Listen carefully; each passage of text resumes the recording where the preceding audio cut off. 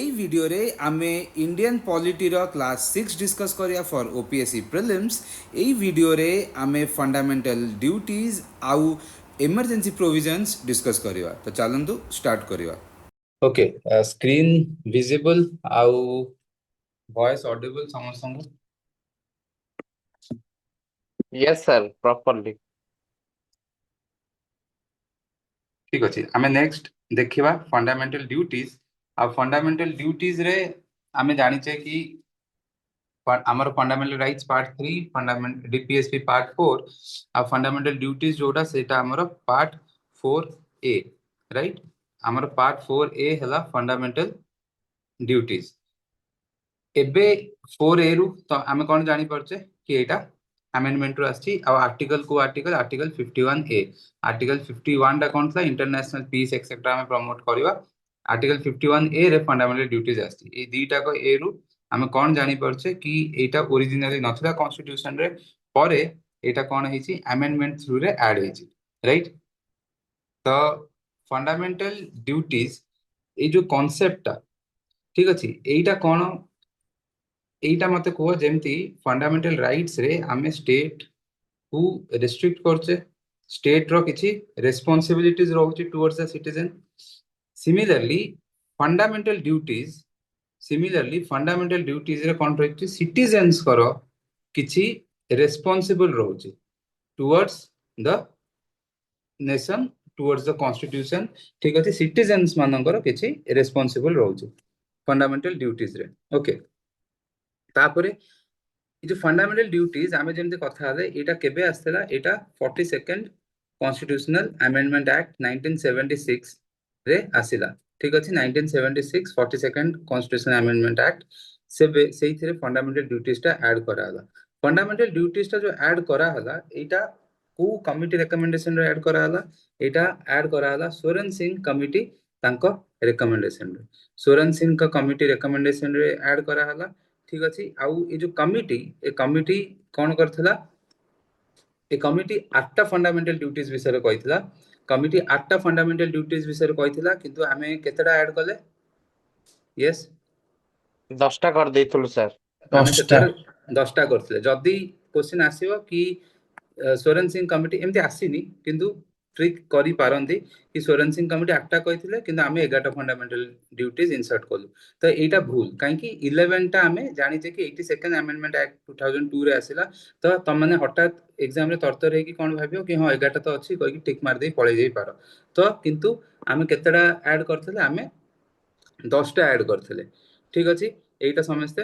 बुझी गलो। तापरे आउ गोटे जिंस एठी देखो तमरो एठी कहिछि rights are correlative with duties. Rights are correlative with duties आ माने कोन सर परस्पर परिपूरक जेमती गोटे हेड एंड टेल गोटे कॉइन रो थाए सेमती। ओके किछि एग्जांपल दे कि के कहि परियो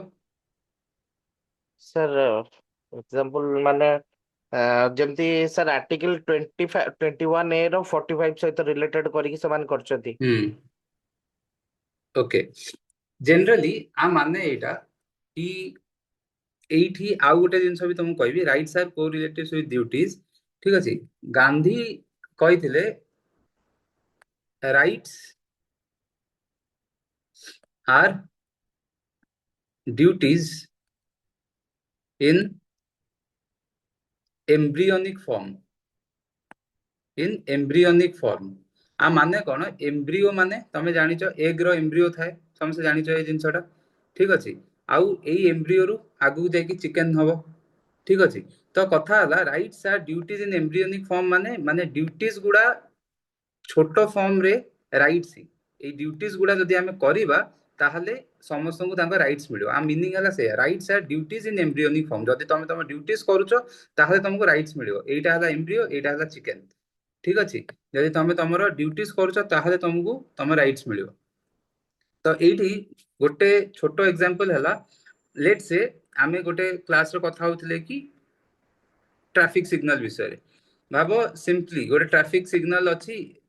रेड लाइट अछि किंतु तमे मानिलनी तमे पळेलो एठी कोन गोटे ड्यूटी तमे तमरो एज अ सिटीजन तमे तम ड्यूटी फॉलो कलन जेतले एटा पळेल एठी प्रॉब्लम कोन हबो जनकर राइट टू लाइफ एंडेंजर हेई पारे यस और नो बुझी परछो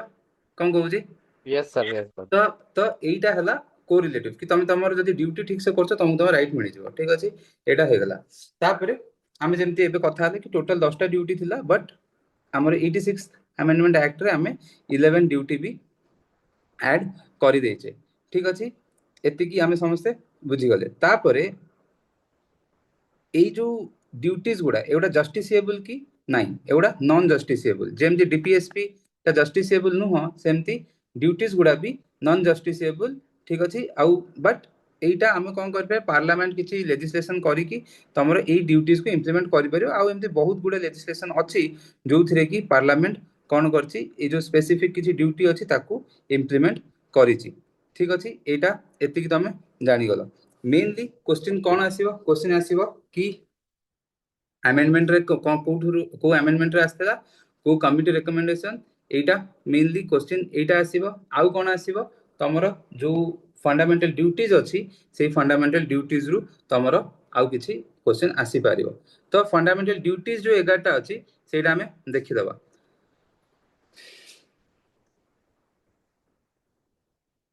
रो गोटे सेकंड ओके तो हमरो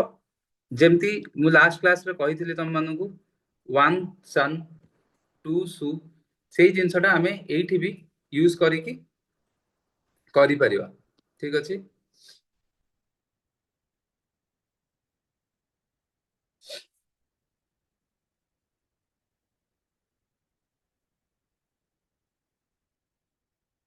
1 रे कांसेप्ट थिला सन 2 रे कोन थिला सु 3 रे ट्री 4 रे बोर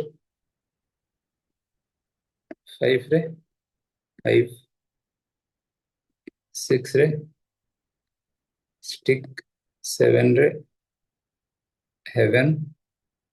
8 रे प्लेट 9 रे लाइन एटा तो 0 0 हीरो ठीक अछि तो एटा हमर कोन हला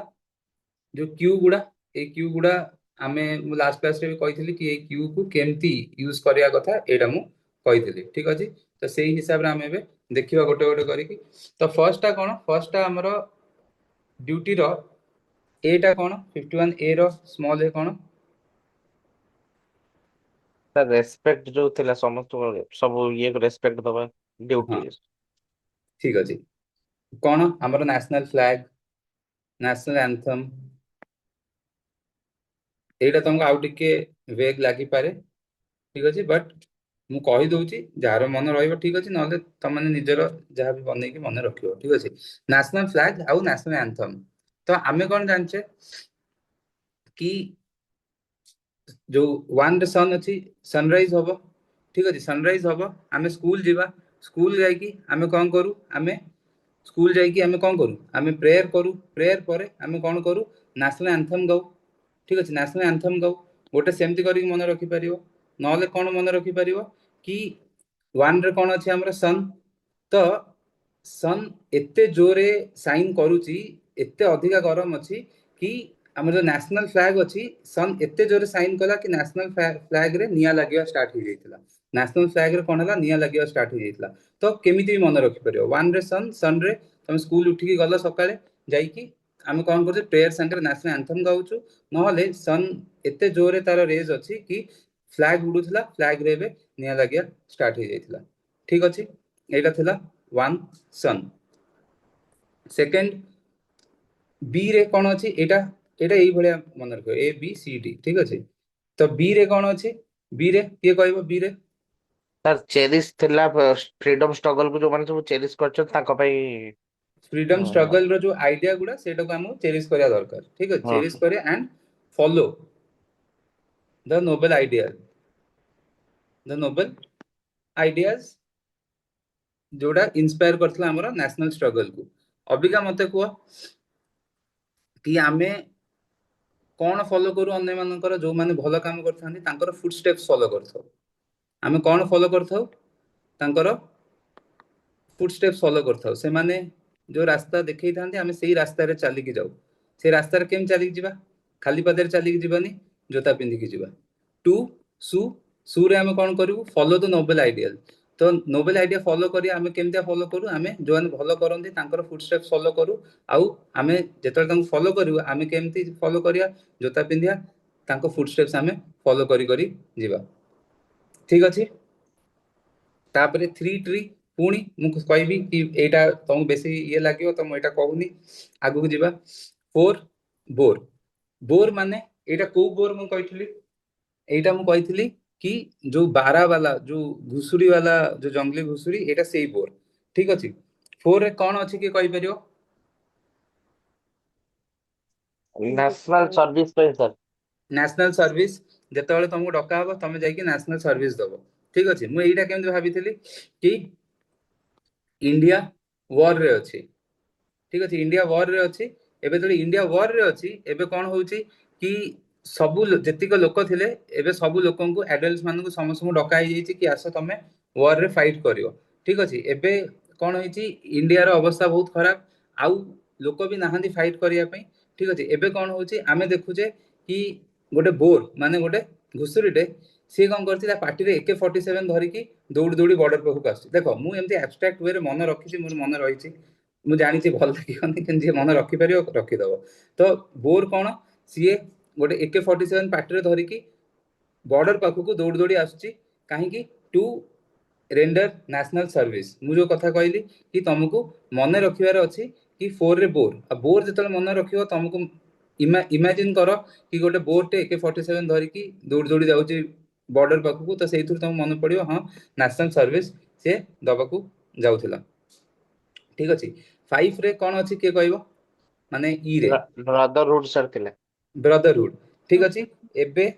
हां ब्रदरहुड आमे प्रमोट करिवा समस्त भितरे ठीक अछि आउ डेरोगेटिव प्रैक्टिसेस एक्सेट्रा वुमेन मानको अगेंस्ट रे रिनाउंस करिवा तो जो ब्रदरहुड थिला एबे गोटे जिंस देखो कि आमे जो बी हाइव अछि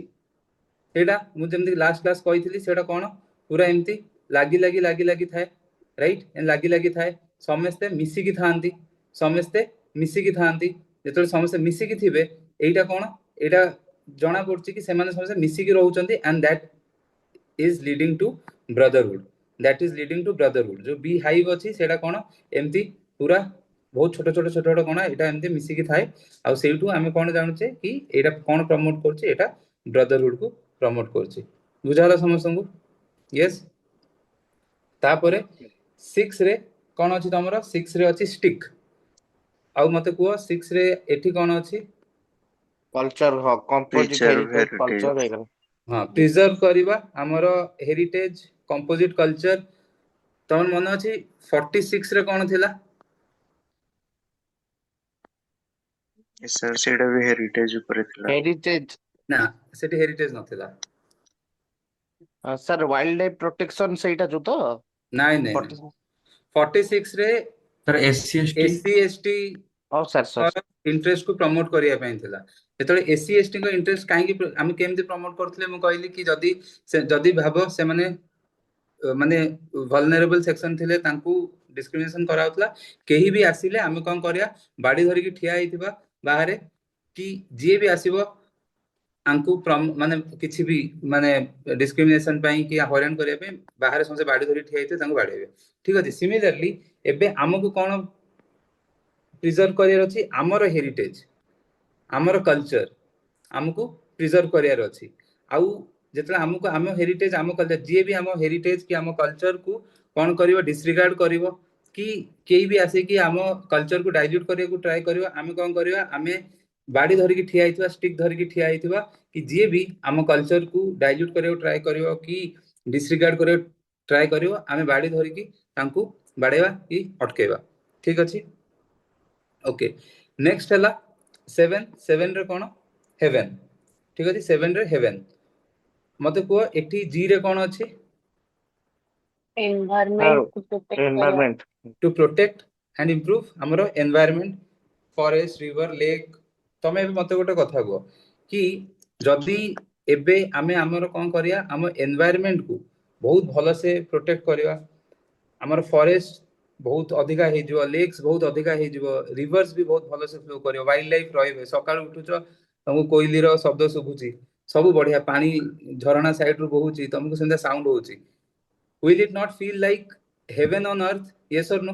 जदि सब जिनस एते सुंदर एते मधुर थिबो लागिवनी कि आमे भाई एठी स्वर्ग रे ही रहउछु से बेले लागेनी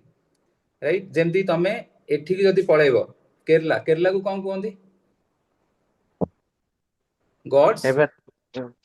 हेवन तो कोंदी God's garden sir God's garden ना कौन थिला गॉड्स गार्डन कोंदी नहीं कोन कोंदी गॉड्स ओन लैंड राइट तो जेतबेले काहे कहती बिकज एटी एते नेचुरल ब्यूटी अच्छी एते जिंस अच्छी सेही पई तमे जेतबेले भाबो सेही भलिया आमे आमे एनवायरनमेंट को प्रोटेक्ट करिवा आमे एनवायरनमेंट को सेति की प्रोटेक्ट करियो तापर कोन होबो सब जिंस एते नेचुरली एते भलो जिंस होबो कि हमको लागियो कि हम अर्थ टा ही हेवन हे जाईची ठीक अछि तापर एच एच रे कोन अछि साइंटिफिक टेम्पर ठीक अछि एबे कोन साइंटिफिक टेम्पर एबे कोन साइंटिफिक टेम्पर माने इनक्विजिटिवनेस इन जनरल इनक्विजिटिवनेस मु किंतु आकु कोन करछि साइंटिफिक टेम्पर को मु साइंस संगे जोड़ी देछि माको साइंस संगे जोड़ी देछि ठीक अछि एटा मु कोन करछि आम पाखरे कोन अछि 8 रे प्लेट अछि ठीक अछि मो माइंड रे एमती अछि कि आम पाखरे माने कौन कि गोटे बुलक कार्ट अच्छी ठीक है बुलक कार्ट अच्छी कि को भी गाड़ी अच्छी किंतु आम पाखरे व्हील्स नाही से गाड़ी पई आम पाखरे से गाड़ी पई व्हील्स नाही तो आमे कौन करछु ए जो प्लेट गुडा गोल गोल थाए ए प्लेट्स गुडा गोल गोल थाए तो ए जो प्लेट्स रो ए जो गोल गोल प्लेट अच्छी ए प्लेट को आमे कौन करछु एज व्हील्स यूज करछु आमे सेथिरे ए जो प्लेट गुडा को व्हील्स यूज करछु सो दैट से गाड़ी गुडा मूव करिवो से गाड़ी गुडा मूव करिवो आमे कोन करछु ए जो प्लेट अछि बड़ बड़ प्लेट को आमे कोन करछु एठी व्हील्स हिसाब रे यूज करछु सो दैट आमे कोन करि परिबु से गाड़ी गुडा को मूव करेबु देखो पुणी एटा बहुत एब्स्ट्रैक्ट किंतु मु एमती ही मन रखिछि केमती कि प्लेट रे किछ गोटे साइंस जिंस यूज होउछि 8 रे मोर प्लेट तो प्लेट टा मु काहे की यूज करथिली मते मन पडियो प्लेट टा को मु कोन करथिली चक्को भलिया यूज करथिली तो प्लेट टा को चक्को भलिया का यूज करथिली के नॉर्मल चक्को नथिला तो मो माइंड मुंडो बहुत अधिका लगेइली आउ कोन कली मु कहली अच्छा मो प्लेट अछि मो पाखे व्हील्स न था मु प्लेट टा को व्हील्स हिसाब रे यूज करिवि तो सेठी कोन होची सेठी माने मो साइंस भलिया से जिंसटा को यूज कली तो साइंटिफिक टेम्पर मु सेमति करी मन रखी बहुत खराब बट जदी होउची मने रखी दियो तापरे 9 ए जो आई रे कोन अछि पब्लिक प्रॉपर्टी रो सेफगार्ड अछि सर पब्लिक Public प्रॉपर्टी रो properties. सेफगार्ड वायलेंस हबा कथा नुह आ पब्लिक प्रॉपर्टी रो सेफगार्ड ठीक अछि हमरो 49 रे कोन थिला 49 रे कोन थिला जोटा हेरिटेज रेफ्रिजर थिला sir monuments Yes, sir. Etcetera ए सब को जोड़ा नेशनल इंपोर्टेंस सेटा को हम प्रोटेक्ट करिया थला हम सेठी कोन कहितले हम सेठी देकी लाइन टाणी दउचे राइट मॉन्यूमेंट्स एक्सेट्रा रे देकी हमें गारागारी कर दउचे सिमिलरली पब्लिक एठी कोन अछि कि हमर जो पब्लिक प्रॉपर्टी अछि पब्लिक प्रॉपर्टी को हमको प्रोटेक्ट करियर अछि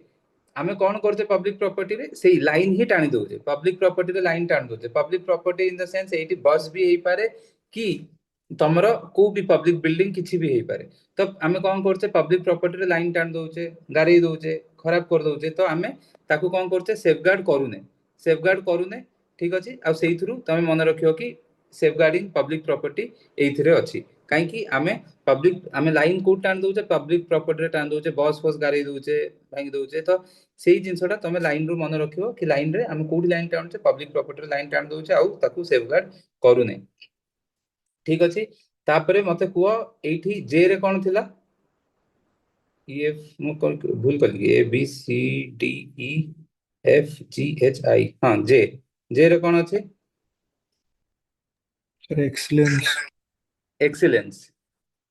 राइट कि हमको सब स्फीयर रे एक्सीलेंस पई स्ट्राइव करिया कथा आ एक्सीलेंस किए पाइबो एक्सीलेंस तमरो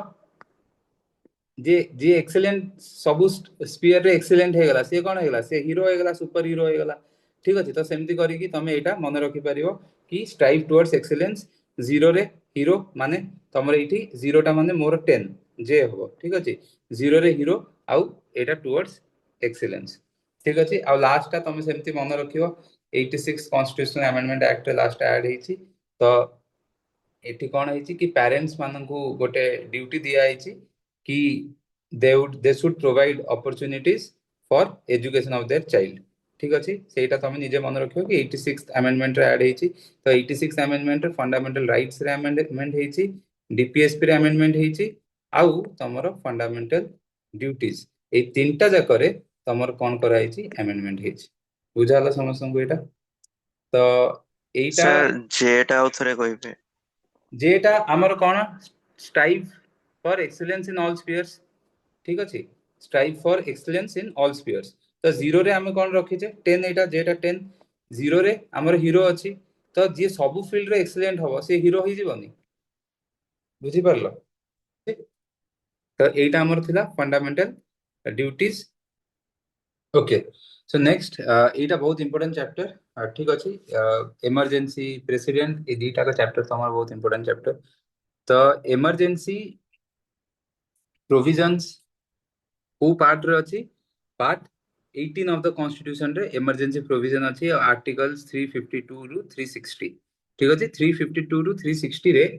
352 इंपोर्टेंट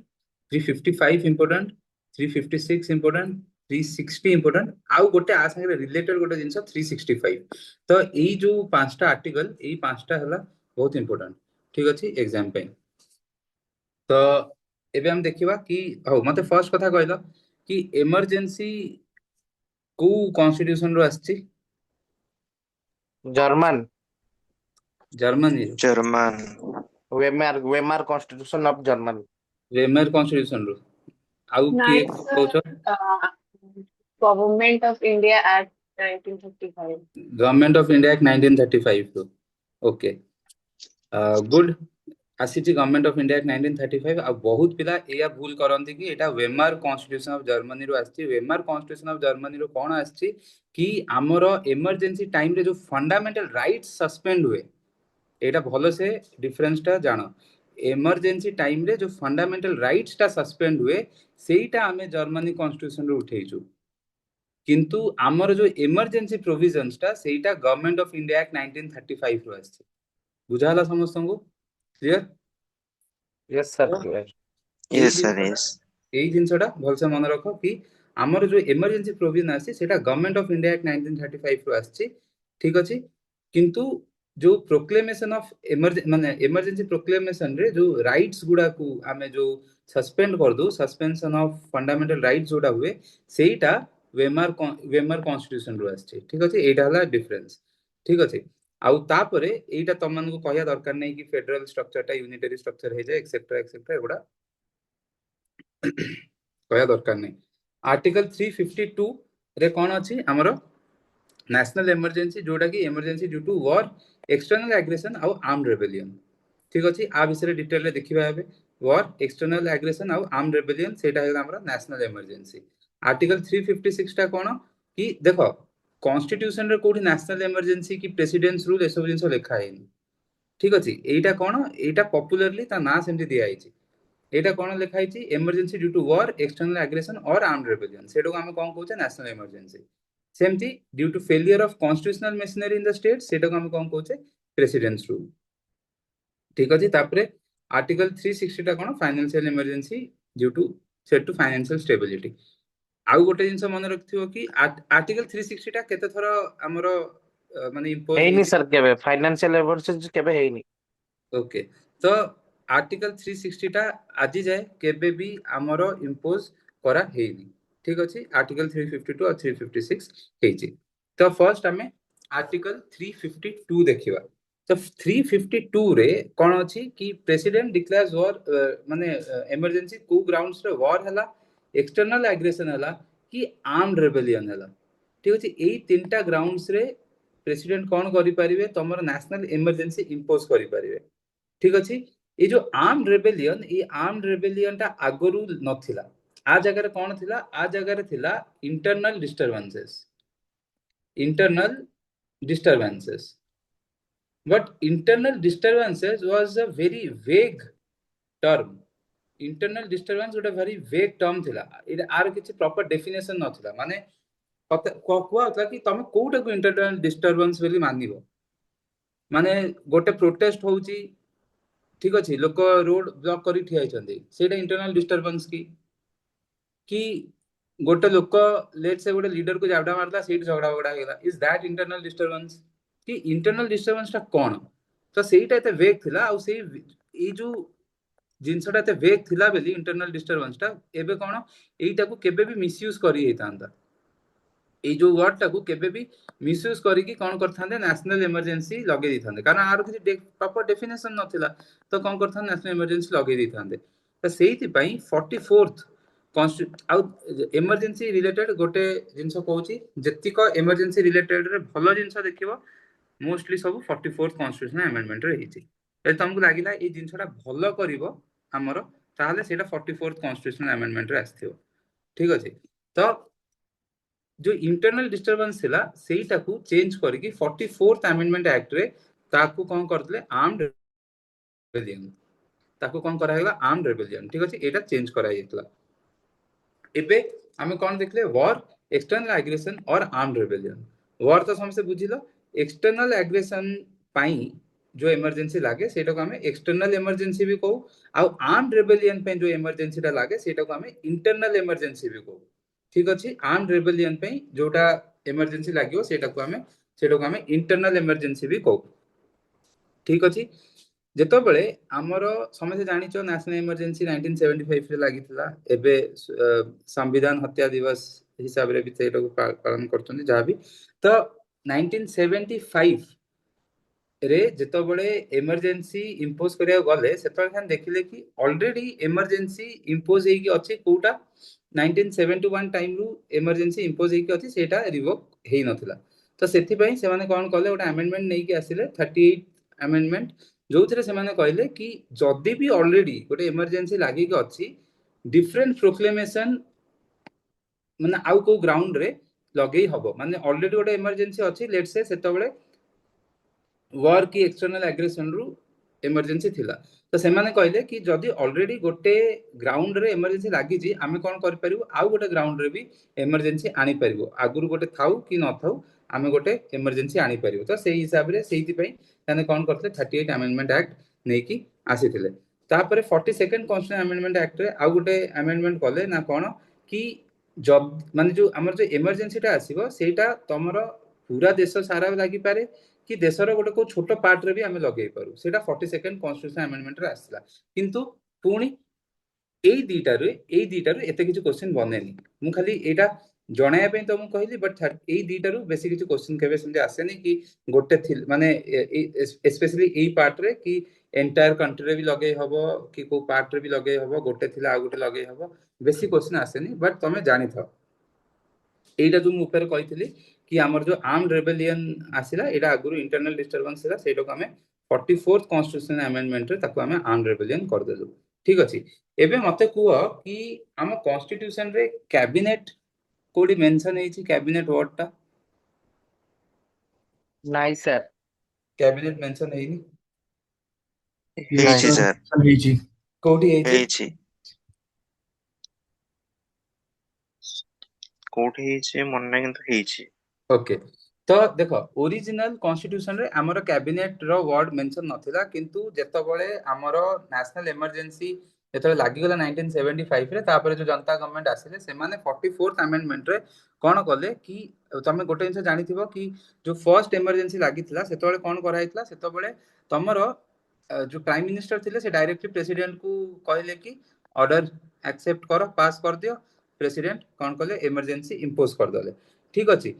आउ काउंसिल ऑफ मिनिस्टर्स रो सेतबळे कोन रिकमेंडेशन निया हेई नथिला तो परे कोन करा हला कि 44th अमेंडमेंट रे ए जो कैबिनेट वर्ड ता तमरो कॉन्स्टिट्यूशन रे कोन करा हला इंक्लूड करा हला कि कोन कि जेतबळे भी इमरजेंसी लागिवो सेटा खाली प्राइम मिनिस्टर कर मान प्राइम मिनिस्टर को रिकमेंडेशन रे हेई पारिबोनी तुमको कोन दरकार गोटे रिटन रिकमेंडेशन दरकार काहर दरकार कैबिनेट रो दरकार रिटेन रिकमेंडेशन कहार दरकार कैबिनेट रो दरकार सो ता माने कोन ए वर्ड कैबिनेट एबे हम कॉन्स्टिट्यूशन रे अछि एटा केबे आसिला 44th कॉन्स्टिट्यूशनल अमेंडमेंट एक्ट रे हला हमसे बुझी पारलो एटा तापरे यस सर तापरे नेक्स्ट हला कि पार्लियामेंट्री अप्रूवल तो तमरो जदी नेशनल इमरजेंसी लागुची पार्लियामेंट्री अप्रूवल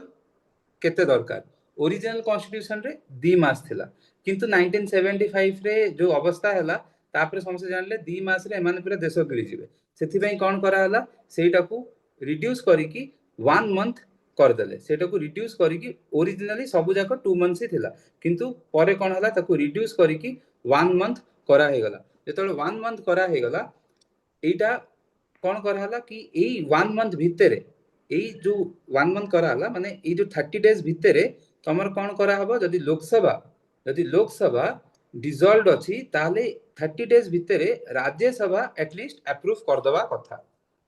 बुझी पारछो सॉरी मु टिके भूल कहली कि लोक जदी भाबो लोकसभा डिसॉल्वड अछि जदी भाबो लोकसभा डिसॉल्वड अछि ताले सेई टाइम भितरे कोन होबा कथा राज्यसभा तमरो अप्रूव कर देइथिबो राज्यसभा तमर अप्रूव कर देइथिबो आ लोकसभा जेबे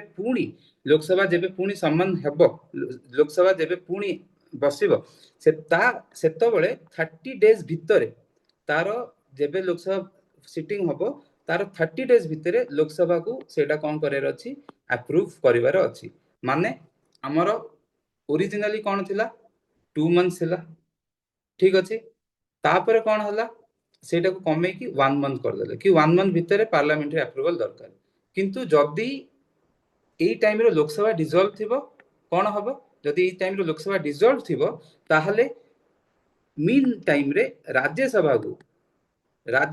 को अप्रूव करेउ पड़िबो राज्यसभा को सेटा को अप्रूव करेउ पड़िबो आउ लोकसभा जेतबळे पुणी तार फर्स्ट सिटिंग रे आसीबो लोकसभा जेतबळे तार फर्स्ट सिटिंग रे आसीबो से फर्स्ट सिटिंग रु 30 डेज भितरे से फर्स्ट सिटिंग रो 30 डेज भितरे ताकू कोन करेर अछि एटा को अप्रूवल दबार अछि बुझाला समस्त को कोन कहूची yes sir okay Yes, sir. Okay तापरे मेजॉरिटी कोन दरकार देखो एठी गोटे जिंस मु जेन कहली सब भलो जिंस 44th कॉन्स्टिट्यूशन अमेंडमेंट रे हला 2 मास हेला को मु कहली कि 2 मास हेले बहुत प्रॉब्लम हे जिवो बहुत जिंस सेही भितरे हे जिवो सेही पई 44th अमेंडमेंट एक्ट कोन कला यदि एते बडो जिंस गोटे अछि ताले हमकु 1 मंथ भितरे ता अप्रूवल दरकार यदि 1 मंथ भितरे अप्रूवल न मिलुची ताहले ए नेशनल इमरजेंसी को रिवोक करिया पड़ियो ठीक अछि फर्स्ट जिंस तापरे मेजॉरिटी ओरिजिनली कोन थिला तुमको सिंपल मेजॉरिटी दरकार थिला ओरिजिनली किंतु मु कहिची भलो जिंस गोटा 44th अमेंडमेंट एक्ट रे हला तो 44th अमेंडमेंट एक्ट कोन कला ताकू स्पेशल मेजॉरिटी दरकार पड़ियो बोली कहला यदि तुम नेशनल इमरजेंसी इंपोज करियो चाहछो you need a special majority ठीक अछि तापरे ड्यूरेशन ओरिजिनली कोन थिला इनडेफिनाइट टाइम पे रही परिबो ठीक अछि एग्जीक्यूटिव अप्रूवल जदी मिलुची तमर कोन होबो इनडेफिनाइट टाइम पे रही गला किंतु 44th अमेंडमेंट कोन कला कि एटा ठीक अछि इनडेफिनाइटली रही परिबो किंतु सब 6 मंथ्स रे कोन होबा पार्लियामेंट रो अप्रूवल दरकार ठीक अछि एठी कोन इनडेफिनाइट टाइम रे रही इनडेफिनाइट टाइम पे रही परिबो जेतोल जे तमरो एग्जीक्यूटिव चाहिछि किंतु 44th अमेंडमेंट रो कोन कराला आगुर कोन थला गोटे थरो इंपोज हे गला तापरे आउ पार्लियामेंट रो किछि काम नै एग्जीक्यूटिव रो इच्छा रे एटा चलिला 44th अमेंडमेंट कोन कला कि जदि वंस इंपोज हे भी गला तापरे कोन होबो सब 6 मंथ्स रे पार्लियामेंट्री अप्रूवल दरकार पड़िबो to extend it further okay एटा थिला तमरो कोन कि हमरो ड्यूरेशन केते रहिबो एबे जेतोले इमरजेंसी अछि सेतो बळे तमरो अप्रूवल आ किछि दरकार कि माने जेमति मु कहली कि एठी कोन 44th कॉन्स्टिट्यूशन अमेंडमेंट रे कोन कोआला कि पार्लियामेंट्री अप्रूवल सब 6 मास रे दरकार ठीक अछि पार्लियामेंट्री अप्रूवल सब 6 मास रे दरकार एबे जदी एई 6 मास जो 6 मास बेलु को कोन हेछि लोकसभा डिसॉल्व करि जाइछि ताहाले कोन हबो जेमति ऊपर हमें देखिथिले कि लोकसभा पुणी जेतबेले तमरो सिटिंग को आसीबो तारो 30 डेज भितरे तांको कोन करिया पड़ियो पुणी ए अप्रूवल टा ଦବାକୁ ପଡିବ ଉପରେ ଏଇ ଯୋଉ ଜିନିଷଟା ସେମ୍ ଜିନିଷ ଯଦି ରିଆପ୍ରୁଭାଲ ବେଳକୁ ଯେତେବେଳେ ଯଦି ଲୋକସଭା ନଥିବ ପୁଣି ଲୋକସଭା ଆସିଲା ପରେ ତାକୁ 30 days ଭିତରେ ତାକୁ କଣ କରିବାକୁ ପଡିବ ସେଇଟାକୁ ଆପ୍ରୁଭ କରିବାକୁ ପଡିବ ଠିକ ଅଛି ତାପରେ এইটা ଗୋଟେ ଜିନିଷ ଦେଖିବା 38th amendment act ରେ କଣ କରାଯାଇଥିଲା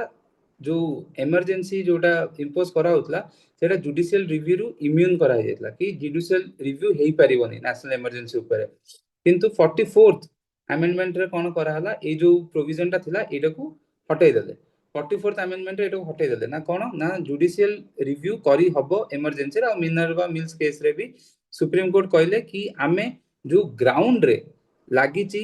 ଏମର୍ଜେନ୍ସି ଆମେ ସେ ଗ୍ରାଉଣ୍ଡ ଟାକୁ କଣ କରିପାରିବୁ ସେ ଗ୍ରାଉଣ୍ଡ ଟାକୁ ଆମେ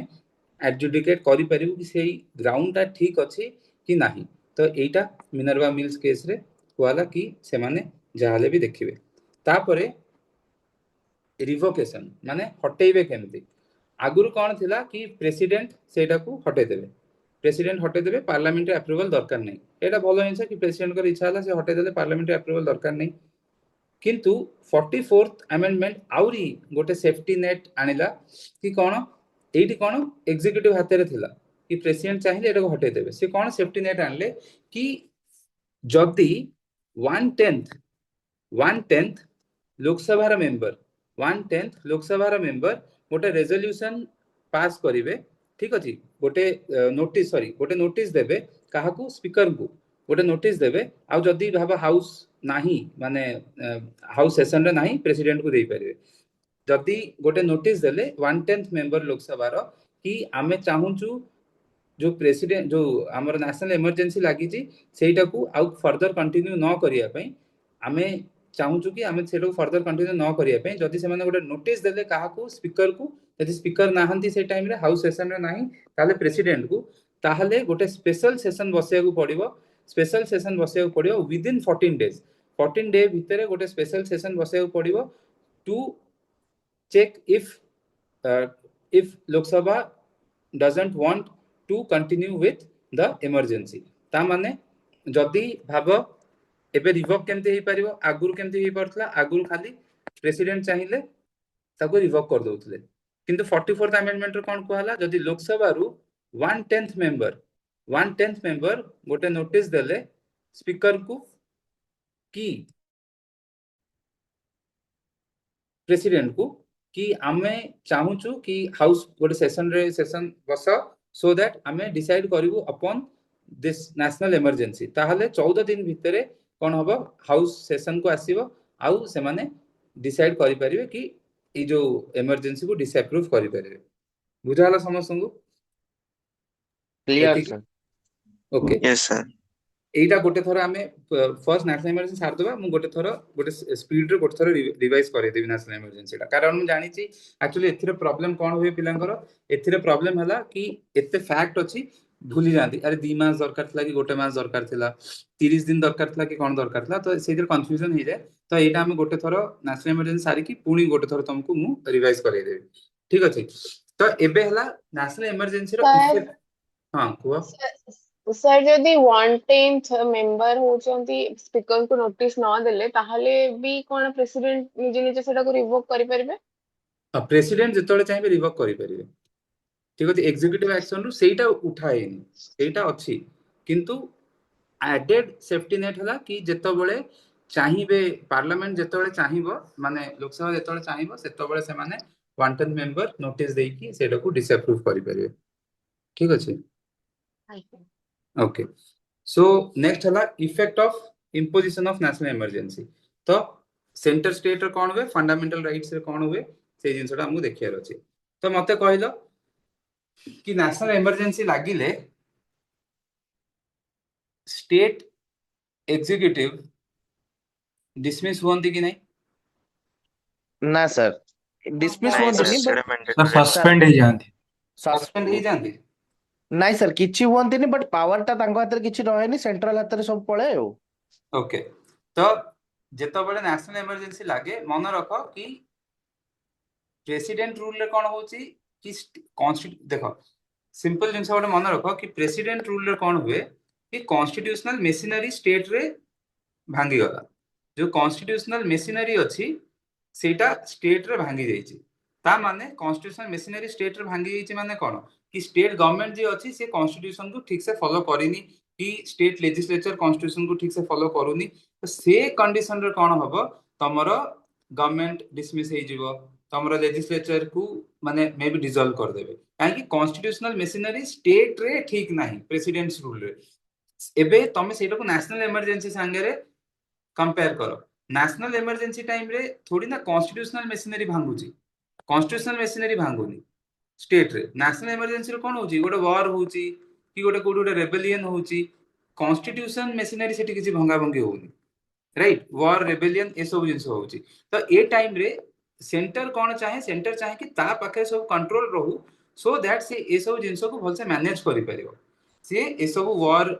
एक्सटर्नल एग्रेशन कि लेट से कोठी गोटे माओइस्ट अटैक हे गला कि लेट से माओइस्ट मानक रेबेलियन बहुत बढ़ी गला तो से केस रे कोन होबा स्टेट चाहिबो कि ता पाखे कंट्रोल रहू माने state in the sense union चाहिबो कि ता पाखे कंट्रोल रहू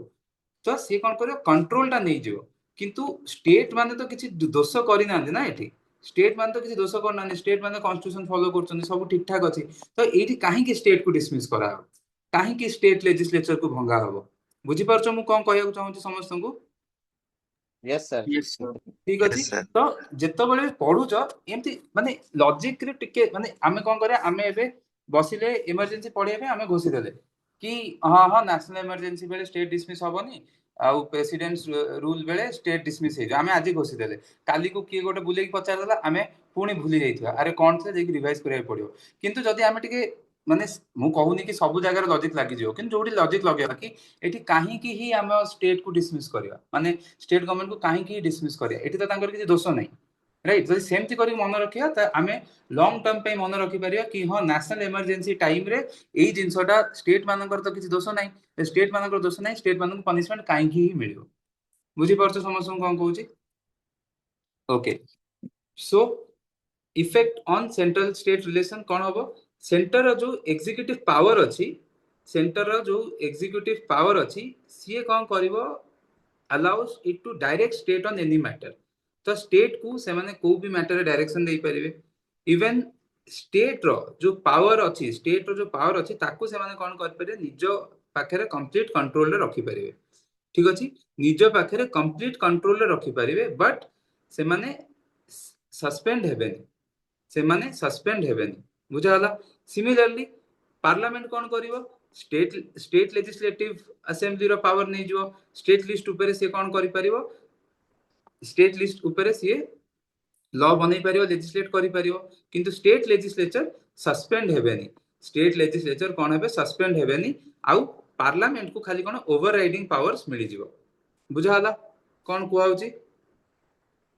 ठीक अछि yes sir okay Yes, sir. तापरे देखो जेतबेले पार्लियामेंट किछि लॉ बनौची पार्लियामेंट किछि लॉ बनौची स्टेट लिस्ट रे जेतबेले इमरजेंसी एंड हबो तार 6 मास परे सेई जो लॉ गुडा स्टेट लिस्ट रे सेगुडा कोन हबो सेगुडा लैप्स कर जिवो ठीक अछि माने भाबो पार्लियामेंट इमरजेंसी टाइम रे किछि गोटे बनैची लॉ स्टेट लिस्ट रे एबे जेतबेले तमरो स्टेट माने जेतबेले इमरजेंसी तमरो सरीगल ता परे ता 6 मास परे ए जो लॉ गुडा एगुडा सब लैप्स कर जिवो से लॉ आउ रहिबोनी ठीक अछि आउ देखो एटा कहिबा दरकार नै जेतबेले पार्लियामेंट भाबो जेतबेले पार्लियामेंट सेशन रे न थाए जेतबेले पार्लियामेंट सेशन रे न थाए मते को किछि आम पाखे प्रोविजन अछि कॉन्स्टिट्यूशन रे जो थ्रू कि आमे किछि गोटे लॉ पास करि परिबा Ordinance. Yes sir yes sir Ordinance. Ordinance ordinance हबो सर तो हेई परिबो ऑर्डिनेंस थ्रू हे परियो ता माने मते एबे गोटे कथा को नेशनल इमरजेंसी बेले जदि पार्लियामेंट नाही तमर सेशन रे ताहाले आमे प्रेसिडेंट हमर ऑर्डिनेंस पास कर परिबे कि नै आज्ञा सर परिपरिबे, sir. Yes, sir. ठीक आज्ञा अछि हेई परिबो यस तो बड़ गला तो जेतबेले पार्लियामेंट सेशन रे नाहंती प्रेसिडेंट कोन करि पारे ऑर्डिनेंस भी स्टेट सब्जेक्ट रे पास करि पारिबे बुझाला ठीक अछि एटा हे गला तापरे ଏଇ ଯୋଉ ତାପରେ ବାକି ଏଇ ଜିନିଷ ଗୁଡା ଏତେ କିଛି ଇମ୍ପୋର୍ଟାଣ୍ଟ ନୁହଁ, ଠିକ ଠାକ ମାନେ ସେଟା ଆଉ ଏତେ କିଛି ଦରକାର ନାହିଁ। ତାପରେ ତମର ଲୋକସଭା ଆଉ ଷ୍ଟେଟ ଲେଜିସ୍ଲେଟିଭ ଆସେମ୍ବଲିର ଡ୍ୟୁରେସନ କଣ ରହିବ? ଯେତେବେଳେ ଏମର୍ଜେନ୍ସି ଲାଗୁଛି ଲୋକସଭା ଆଉ ଷ୍ଟେଟ ଲେଜିସ୍ଲେଟିଭ ଆସେମ୍ବଲିର ଡ୍ୟୁରେସନ କଣ ରହିବ? ଦେଖ ସେମାନେ କଣ କରିପାରିବେ, ଲୋକସଭାର ଆଉ ଷ୍ଟେଟ ଲେଜିସ୍ଲେଟିଭ ଆସେମ୍ବଲିର ଦି ଜଣ ଯାକଙ୍କର ଟେନ୍ୟୁର କଣ କରିପାରିବେ, 1 ଇୟର ବଢେଇ ପାରିବେ ଏଟ୍ ଏ ଟାଇମ୍। ମାନେ ଭାବ ଲୋକସଭା ଆମର କେତେ ବର୍ଷ ପାଇଁ ରହିଲା? 5 ବର୍ଷ ପାଇଁ ଇନ୍ ଜେନେରାଲ, ଯଦି କିଛି ଡିସରପ୍ସନ ନ ହେଇଛି 5 ବର୍ଷ ପାଇଁ ରୁହେ। ତ ଯଦି ଏମର୍ଜେନ୍ସି ଲାଗିଛି, ଭାବ 5 ବର୍ଷ ସରି ବି ଗଲା, ତାପରେ ସେମାନେ କଣ କରିବେ, ବର୍ଷେଟେ ବଢେଇ ପାରିବେ। 1 ଇୟର ଏଟ୍ ଏ ଟାଇମ୍, ମାନେ ଗୋଟେ ଥର ବଢା ହେଇଗଲା, ପୁଣି ଏ ବର୍ଷ ସରିବା ଆଗରୁ ଆଉ ଥରେ ବଢେଇ ଦେଇ ପାରିବେ। ତ ଯେତେବେଳେ ଯାଏ ସେମାନେ ଚାହିଁବେ ସେତେବେଳେ ଯାଏ ବଢେଇ ପାରିବେ। କିନ୍ତୁ ଯେତେବେଳେ ଏମର୍ଜେନ୍ସି ଏଣ୍ଡ ହେଇଯିବ, ଯେତେବେଳେ ଏମର୍ଜେନ୍ସି ଏଣ୍ଡ ହେଇଯିବ ତାର 6 ମାସ ପରେ ଆଉ ଏଇ ଯୋଉ ହାଉସ ର ଡ୍ୟୁରେସନଟା ଆଉ ଏକ୍ସଟେଣ୍ଡ କରି ହବନି। ଯଦି ଏମର୍ଜେନ୍ସି ସରିଗଲା ତା 6 ମାସ ପରେ ଏ ହାଉସ ଅଟୋମେଟିକାଲି ଡିଜଲ୍ଭ ହେଇଯିବ। ଠିକ ଅଛି, ଏଟା ବି ବୁଝାଗଲା ସମସ୍ତଙ୍କୁ? Yes yes sir okay. yes sir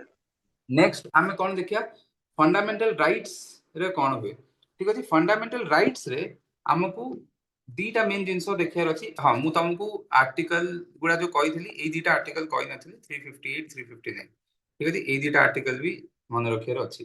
ठीक अछि, आर्टिकल 358 रे कौन हुए कि जेतबेले इमरजेंसी इंपोज हेई गला, जेतबेले भी इमरजेंसी इंपोज हेई गला सेतबेले हमर जो आर्टिकल 19 टा अछि एटा ऑटोमेटिकली सस्पेंड हे। तमे एबे कहबो कि जेमति हम काली पढिथिले कि जो माइनॉरिटी ऑटोमेटिकली ही जिवे इलेक्ट, आमे कहिथिले कि सेमति किछि हुएनी। तो तमे किंतु एइट देखो, एइट गोटे जिंस अछि कि ऑटोमेटिकली सस्पेंड हेबे। तो एई ऑटोमेटिकली देखि कि काटि दबनी। ठीक अछि, आर्टिकल 19 टा आ एइटा बोधे गोटे ही जिंस ऑटोमेटिकली जोटा पूरा कॉन्स्टिट्यूशन रे अछि। आर्टिकल 19 टा तमर कोन ऑटोमेटिकली सस्पेंड हे जाए जेतबेले इमरजेंसी लागियो। इमरजेंसी आसीबो 19, इमरजेंसी आगो कबाटू आसले 19 पछो कबाटू बाहरी की पळेबो आर्टिकल 19। ठीक अछि, आउ तमे कोर्ट रे चैलेंज भी करि परिबोनी कि इमरजेंसी टाइम रे मोर एई फ्रीडम पळेला। ठीक अछि, मोर राइट टू फ्रीडम रो एइटा माने freedom of speech and expression etcetera जहां भी अछि एइटा पळेला, तमे कहि पारियो नै। तमर फ्रीडम ऑफ मूवमेंट एक्सेट्रा किछि सुना हबनी, तम सीधा नै कि जेल रे पके देबे। तमे किछि भी करि परिबोनी कि किछि कहि भी परिबोनी। ठीक अछि, हां जेल रे पके देले, बट तमे आर्टिकल 21 अंडर रे राइट टू लाइफ एक्सेट्रा ता देरे जाई परियो। किंतु म कहूची बाकी फ्रीडम गुडा तमर आर्टिकल 19 रे जहा अछि सेटा तमको कराई जिवो। तापरे नेक्स्ट हला आर्टिकल 359। एइथरे कोन कहला, suspension of article 19, suspension of article 19 कोथरे 358 रे। बाकी आर्टिकल 359 रे कोन अछि, बाकी फंडामेंटल राइट्स। देखो एठी तुम क्वेश्चन पचारि पारे कि जेतबेले इमरजेंसी इंपोज हुए आर्टिकल 19 जो सस्पेंड हुए सेटा आर्टिकल 358 रे देछि। ठीक अछि, तो तुमको मन रखिए, तमे जानिचो कि 352 समस्या मन रख देथियो, 56 समस्या मन रख देथियो। ठीक अछि, 60 समस्या मन रख देथियो। ठीक अछि, तो एई मझिरे एई जो 9 रे कोन रहउचे 358 गोटे 359 गोटे। तो आर्टिकल 19 टा 359 संगे एसोसिएट नो, माने 19 टा 9 संगे एसोसिएट नो। जदि कंफ्यूज करिवे तुमको, तमे जदि एग्जाम रे कंफ्यूज होबो, तमे कंफ्यूज होबो 358 आउ 359 भितरे। आ बाहर तमे जनरली कंफ्यूज होबोनी। आ जदि आ बाहर कंफ्यूज होउचो ता माने तमे ठीक से पढिनो एग्जाम पे। 358 359 भितरे जदि कंफ्यूजन होउची ताहाले चलिबो, माने बुझी परिबे कि हां पढिचो कंफ्यूज हे जाउचो। तो एति की मन रखो कि आर्टिकल 19 रे ए जो 9 जिंसटा नाही। ठीक अछि, 9 टा आर्टिकल 19 रे नाही। सेमति जदि मन रखियो तमे जानि परिबो कि 358 टा आर्टिकल 19 रे अछि आ 59 टा आर्टिकल 19 रे नाही बेली मन रख परिबो। नाइ एठी जो 9 टा एटा 19 रे नाही। ठीक अछि, तो 359 रे suspension of other fundamental rights. देखो एटा मु कोन कली, एटा ऑटोमेटिकली सस्पेंड हे जाय। किंतु बाकी जो फंडामेंटल राइट्स अछि सेटा को सस्पेंड करिया पई, बाकी जो फंडामेंटल राइट्स अछि सेटा को सस्पेंड करिया पई तुमको कोन करिया पड़ियो, प्रेसिडेंट ऑथराइज करिया पड़ियो। प्रेसिडेंट तुमको सॉरी माने प्रेसिडेंट को ऑथराइज करा हिची कि सीए कोन करिवे, सीए तमरो फंडामेंटल राइट्स को सस्पेंड करिवे। तो प्रेसिडेंट जेतबेले भी तमरो इमरजेंसी इशू करिवे, जेतबेले इमरजेंसी तमरो से इंपोज करिवे ସେତେବେଳେ କ'ଣ ହବ ଆଉ ତା ସାଙ୍ଗରେ କୋଉ ରାଇଟ୍ ସେମାନେ ସସ୍ପେଣ୍ଡ କରୁଛନ୍ତି କୋଉ ରାଇଟ୍ ତମକୁ ମିଳିବନି କୋଉ ରାଇଟ୍ ସେମାନେ ସସ୍ପେଣ୍ଡ କରୁଛନ୍ତି ସେ ତାର ବି ନୋଟିସ୍ ସିଏ ଦେବେ ନୋଟିସ୍ ଦେବେ अंडर आर्टिकल 359 ठीक अछि आउ ये जो नोटिस दिया हबो तमर कोन हबो राइट्स गुला सस्पेंड हे जिवो ठीक अछि आउ तमे कोन करि परिबोनी कोर्ट को मूव करि परिबोनी ठीक अछि कोर्ट को मूव करि परिबोनी बुझाला समस्त को एटा यस yes sir. का असुविधा अछि कि प्रॉब्लम हला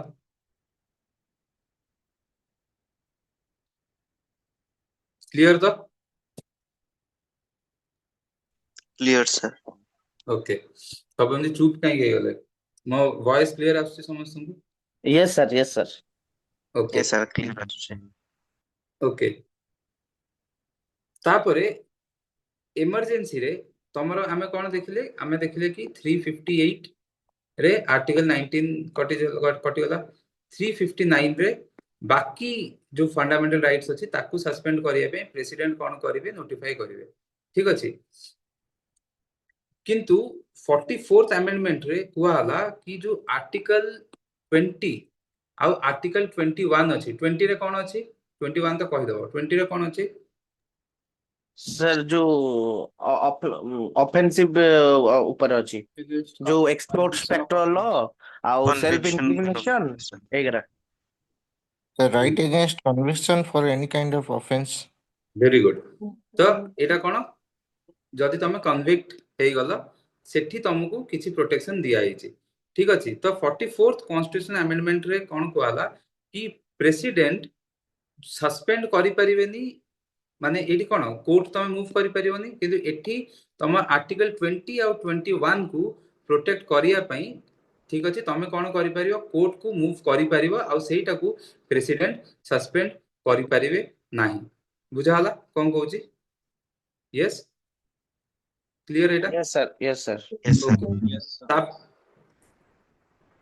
ओके तापरे आर्टिकल 19 दा आमे कोन देखिले जेतळे फंडामेंटल जेतळे इमरजेंसी इंपोज होबो सेतळे कोन होबो आर्टिकल 19 दा ऑटोमेटिकली सस्पेंड हे जिवो ठीक अछि किंतु जो ऑटोमेटिकली सस्पेंड होबो सेटा केते बेले होबो वॉर आउ एक्सटर्नल एग्रेशन बेले होबो वॉर आउ एक्सटर्नल एग्रेशन बेले होबो आउ आर्म रेबेलियन बेले होबो नाही माने जोटा आगुर आमे इंटरनल डिस्टरबेंस कहउथिले जो आर्म रेबेलियन ता पई तमरा आर्टिकल 19 कोन होबो सस्पेंड होबो नाही आउ एटा केबे आसला एटा 44th कॉन्स्टिट्यूशन अमेंडमेंट एक्ट रे आसला ओके बुझाला समस्त ओके एबे गोटे थर जल्दी जल्दी खाली इमरजेंसी रिवाइज कर दियो पार्ट 18 रे आसिला आउ आर्टिकल 350 रु 52 रु 360 को कॉन्स्टिट्यूशन रु आछि हमर एक्चुअली एटा आछि गवर्नमेंट ऑफ इंडिया एक्ट 1935 रु किंतु हमर जो फंडामेंटल राइट जोटा सस्पेंड हे जाउची सेटा आमे कोठु आनचे वेमार कॉन्स्टिट्यूशन रु ठीक अछि सेटा आमे कोठु आनचे वेमार कॉन्स्टिट्यूशन रु तापरे हमर जो इमरजेंसी अछि 352 रे आमे सेटा को पॉपुलरली नेशनल इमरजेंसी को 356 रे प्रेसिडेंट्स रूल आ 360 रे हमर कोन अछि फाइनेंशियल इमरजेंसी आ आमे जानि छै कि फाइनेंशियल इमरजेंसी आदि जाय केबे इंपोज हेइनी ओके के कोन कहू छै ओके तापरे नेक्स्ट आमे कोन डिस्कस कले कि आर्टिकल 352 रे हमर जो नेशनल इमरजेंसी अछि सेटा को ग्राउंड रे लागि परियो वॉर एक्सटर्नल एग्रेशन आउ आर्म्ड रेबेलियन आउ एथिरे आमे कोन देखिले कि वॉर रे आमे लगे पारे एक्सटर्नल एग्रेशन रे लगे पारे आर्म्ड रेबेलियन रे लगे पारे जेतबेले एक्सटर्नल एग्रेशन की वॉर पई जदि हमर से इमरजेंसी टा लगो जे national emergency that is known as external emergency आउ जदि हमें आर्म्ड रेबेलियन पे लगौचे सेटा कोन पे लगौचे सेटा को ना हमें जानछे दैट इज इंटरनल इमरजेंसी तापरे हमें आ गोटे जिंस जानले कि जो आर्म्ड रेबेलियन टा अछि एटा ओरिजिनली इंटरनल डिस्टरबेंस ना रे थिला किंतु 44th कॉन्स्टिट्यूशन अमेंडमेंट रे ए वेग टर्म टा को चेंज करके से माने आर्म्ड रेबेलियन करि देले राइट एति कि हमें पढ़ देले तापरे नेक्स्ट आमे कोन देखले कि जो 38th कॉन्स्टिट्यूशनल अमेंडमेंट थिला सेथिरे 1975 रे सेथिरे सन कोन देखले तो इंपोज करूथले ऑलरेडी आगुरु तमरो कोन थिला नेशनल इमरजेंसी लागितला वॉर पई तो से माने এইটি 38 କନଷ୍ଟିଟ୍ୟୁସନ ଆମେଣ୍ଡମେଣ୍ଟ ଆଣିଲେ କି ଯଦି ଅଲରେଡି ଗୋଟେ ଅଛି emergency still ଆମେ different grounds ରେ different proclamations କରି ପାରିବୁ। ଆଉ 42nd constitutional amendment act ରେ କଣ କୁହାଲା କି emergency ରେ ଲାଗିବ ପୁରା ଦେଶରେ ଲାଗି ପାରିବ କି କୋଉ ବି ଦେଶର କୋଉ ବି ପାର୍ଟ ରେ ଆମେ ଲଗେଇ ପାରିବୁ। ଠିକ ଅଛି। ତାପରେ କ୍ୟାବିନେଟ ର ଯୋଉ ୱାର୍ଡ ଟା ଆଗରୁ ନଥିଲା ଆମ କନଷ୍ଟିଟ୍ୟୁସନ ରେ 44th constitutional amendment act ରେ ଆସିଲା। ଏଟା କାହିଁକି ଆସିଲା ବିକଜ ଯେତେବେଳେ ଆମର 1975 ରେ ଯେତେବେଳେ ନ୍ୟାସନାଲ ଏମର୍ଜେନ୍ସି ଇମ୍ପୋଜ ହେଲା ସେତେବେଳେ ଇନ୍ଦିରା ଗାନ୍ଧୀ କଣ କରିଥିଲେ ତାଙ୍କ କ୍ୟାବିନେଟ କି କାଉନ୍ସିଲ ମିନିଷ୍ଟର୍ସ ଆଉ କ୍ୟାବିନେଟ ଟୁ ସିଏ ତାଙ୍କ ରିକମେଣ୍ଡେସନ ନିଆ ହେଇ ନଥିଲା। ଠିକ ଅଛି। ଆଉ ପ୍ରେସିଡେଣ୍ଟ ଡାଇରେକ୍ଟଲି ପିଏମ କର ଯୋଉ ଆଡଭାଇସ ହେଲା ସେଇଥିରୁ ସେ କଣ କରିଥିଲେ ଇମ୍ପୋଜ କରିଦେଇଥିଲେ ନ୍ୟାସନାଲ ଏମର୍ଜେନ୍ସି। ତ ସେଇଥିପାଇଁ ସେଫଗାର୍ଡ ପାଇଁ କଣ କରାହେଲା କୁହାହେଲା କି ରିଟର୍ନ ରେକମେଣ୍ଡେସନ ଦରକାର ପଡିବ କ୍ୟାବିନେଟ ର ଯେତେବେଳେ ବି ଆମେ ନ୍ୟାସନାଲ ଏମର୍ଜେନ୍ସି ଇମ୍ପୋଜ କରୁଛୁ। ତାପରେ ଆପ୍ରୁଭାଲ ପାଇଁ କେତେ ଦରକାର ଆଗରୁ ଥିଲା 2 ମାସ କିନ୍ତୁ 44th amendment କଣ କରିଦେଲା ଗୋଟେ ମାସ। ତାପରେ କଣ କୁହାହେଲା ଲୋକସଭା ଯଦି ଡିଜଲ୍ଭ ଅଛି ତାହେଲେ ରାଜ୍ୟସଭା ମିନ୍ ଟାଇମ ରେ ସେଇଟାକୁ କଣ କରିଥିବ राज्यसभा मीन टाइम रे सेटको अप्रूवल देइथिबो आ लोकसभा जेतळे तार सिटिंग रे आसीबो तार 30 डेज भितरे लोकसभा को कोन करिया पड़िबो ताकू अप्रूव करिया को पड़िबो। ठीक अछि एटा हमें जानले। तापर मेजॉरिटी कोन दरकार ओरिजिनली सिंपल मेजॉरिटी थिला 44th अमेंडमेंट भलो काम कला ताकू कोन कर देला स्पेशल मेजॉरिटी कर देला। ठीक अछि। तापरे एटा इनडेफिनाइटली लागि पारिबो कि नाही इनडेफिनाइटली लागि पारिबोनी ओरिजिनली थिला किंतु 44th अमेंडमेंट कोन कला कि प्रत्येक 6 मास रे हमकु पार्लियामेंट्री अप्रूवल नबाकू पड़िबो। हमकु प्रत्येक 6 मास रे पार्लियामेंट्री अप्रूवल नबाकू पड़िबो। ठीक अछि एति कि हम समझते बुझले। तापरे एई पार्ट टा ठीक अछि एटा त हम डिस्कस करि देते। हां तापरे जो अप्रूवल जो डिसअप्रूव करिवार अछि जदि तुमको भाबो डिसअप्रूव करिवार अछि कि नेशनल इमरजेंसी रिवोक करिवार अछि के रिवोक करि परिबे रिवोक के कर परिबे President. कर परिबे president sir president One tenth of one tenth member sir quorum 1/10 member तमरो कोन करिवे 1/10 मेंबर लोकसभा रो मन रख पार्लियामेंट नुह 1/10 मेंबर लोकसभा इडी पावर का पाखरे अछि लोकसभा पाखरे अछि 1/10 मेंबर ऑफ द लोकसभा से माने कोन करिवे से माने गोटे रिटर्न नोटिस देबे स्पीकर को नहले प्रेसिडेंट को जदि स्पीकर जदि हाउस नथिबो सेशन रे कि आमे चाहूचू कि एई जो नेशनल इमरजेंसी रिवोक हो ठीक अछि तो गोटे सेशन बसाओ तो सेठी कोन हो गोटे स्पेशल सेशन बसेबे विद इन 14 डेज। ठीक अछि। आउ गोटे सिंपल मेजॉरिटी दरकार डिसअप्रूव पई देखो अप्रूवल पई हमकु स्पेशल मेजॉरिटी दरकार डिसअप्रूवल पई सिंपल मेजॉरिटी सेही आईडिया रे देखिबो कि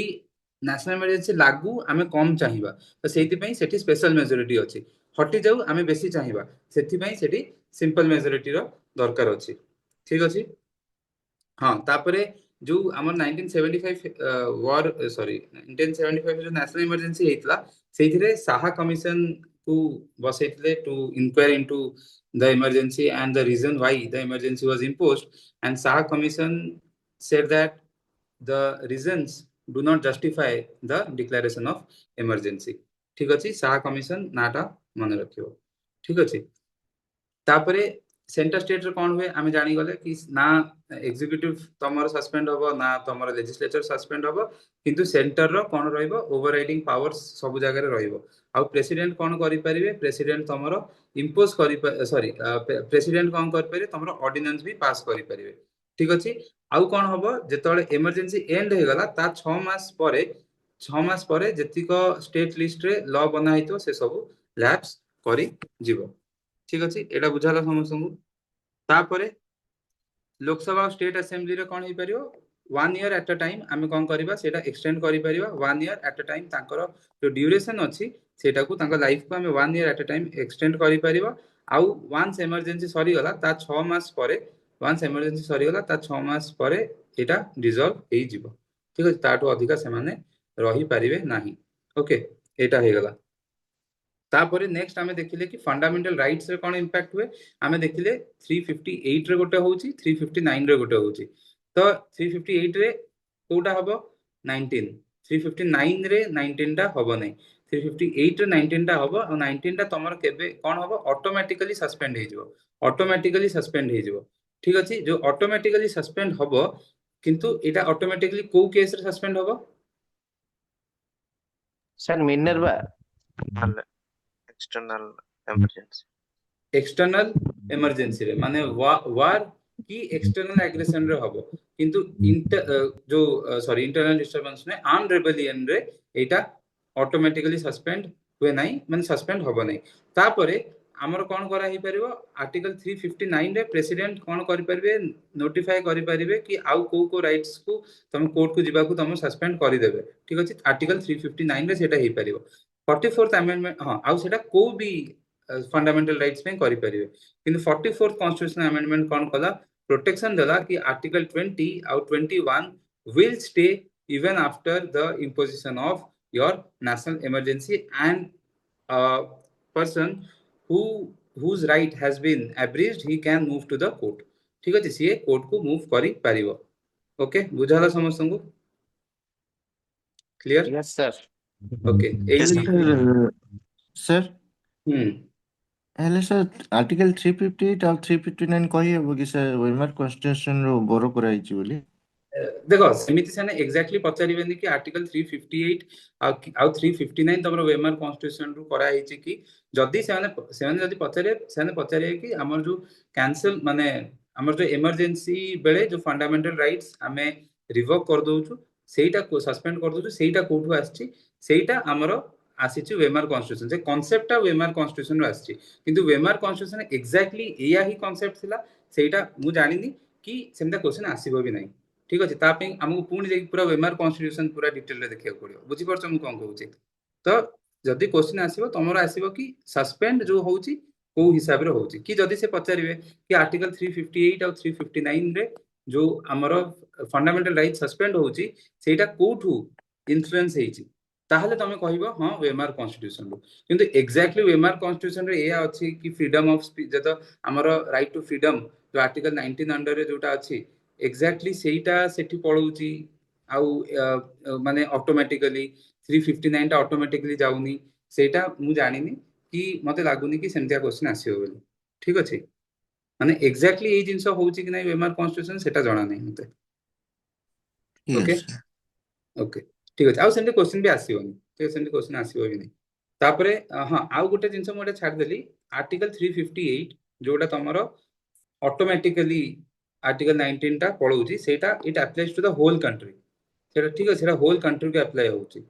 किंतु आर्टिकल 359 रे एटी एमदी भाव एटा ऑटोमेटिकली होउची प्रेसिडेंट करो किछि निया दिया नै तो एटा ऑटोमेटिकली पूरा कंट्री होबो एटी किंतु कोन प्रेसिडेंट का कंट्रोल रे होउची ठीक अछि एटी प्रेसिडेंट का कंट्रोल रे होउची तो एटा होल कंट्री रे भी हेई पारे कि तारो किछि पार्ट रे भी हेई पारे बुझाला कोन कहउची Yes, sir. ओके तो नेक्स्ट हमें देखिया आर्टिकल 356 तो प्रेसिडेंट्स रूल और जतन हम कहले कि failure of the constitutional machinery ता अंडर रे हमें कोन कर पारे आर्टिकल 356 अंडर रे तमरो स्टेट को कोन कर पारे जो स्टेट असेंबली एक्सेट्रा अछि ताकू सस्पेंड कराई जाई परियो आउ आर्टिकल 356 अंडर रे हम जेम जानछे कि प्रेसिडेंट रूल तमरो इंपोज करी हो ठीक अछि एटा को स्टेट इमरजेंसी भी कुआवे ठीक अछि आउ एथिरे 355 आर्टिकल और 365 आर्टिकल भी तमने जानि थो 355 आर्टिकल कोन कहउची कि एटा हला centre duty to protect state and ensure governance as per the constitution माने सेंटर ऊपर गोटे ड्यूटी दिया आइची कि सीए एंश्योर करिवो कि स्टेट रो जो एडमिनिस्ट्रेटिव मेकानिज्म अछि सेटा कॉन्स्टिट्यूशन हिसाब रे होउची और स्टेट को प्रोटेक्ट करियारो आ ऊपर सेंटर ऊपर गोटे ड्यूटी अछि सेहिति पई जदि भाव स्टेट रो एडमिनिस्ट्रेटिव मशीनरी कॉन्स्टिट्यूशन हिसाब रे हेई पाउनी कि सेठिकार लोकंक पई किछि प्रॉब्लम होउची ताहले सेंटर कोन करि परिबो आर्टिकल 3 सेंटर ड्यूटी अछि कि से सेही जिंसटा को कोन करिवो सेही जिंसटा को से इट विल ओवरसी दैट गोटे सेकंड हां तो एठी कोन होबो सेंटर कोन करिवो सेंटर को देखिवार अछि कि स्टेट ता जो एडमिनिस्ट्रेटर होउची सेटा कॉन्स्टिट्यूशन मशीनरी हिसाब रे होउची this is the duty of the centre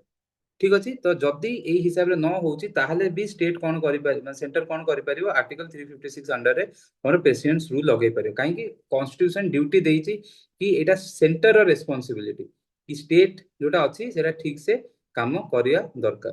ठीक अछि। आ आर्टिकल 365 रे कोन दिया आइची कि सेंटर जो डायरेक्शन दउची स्टेट को सेंटर जो डायरेक्शन दउची स्टेट को से डायरेक्शन को कंप्लाई करिया दरकार।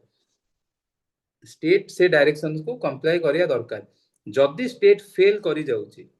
जदि स्टेट फेल करि जाउची ताहले कोन हबो ताहले सेंटर एया अज्यूम करि परिबो यूनियन एटा अज्यूम करि परिबो that the state government cannot function as per the constitutional machinery or there has been a break in the constitutional machinery।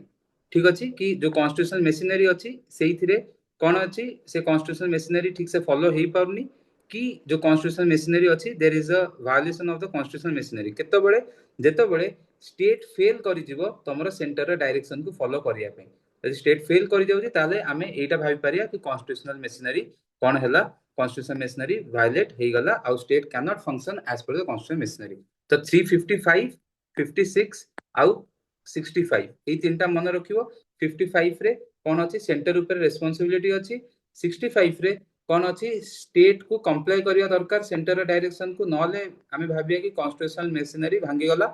Sorry constitutional machinery भांगी गला आउ 356 अंडर तमे प्रेसिडेंस रूल लगै परियो। तो approval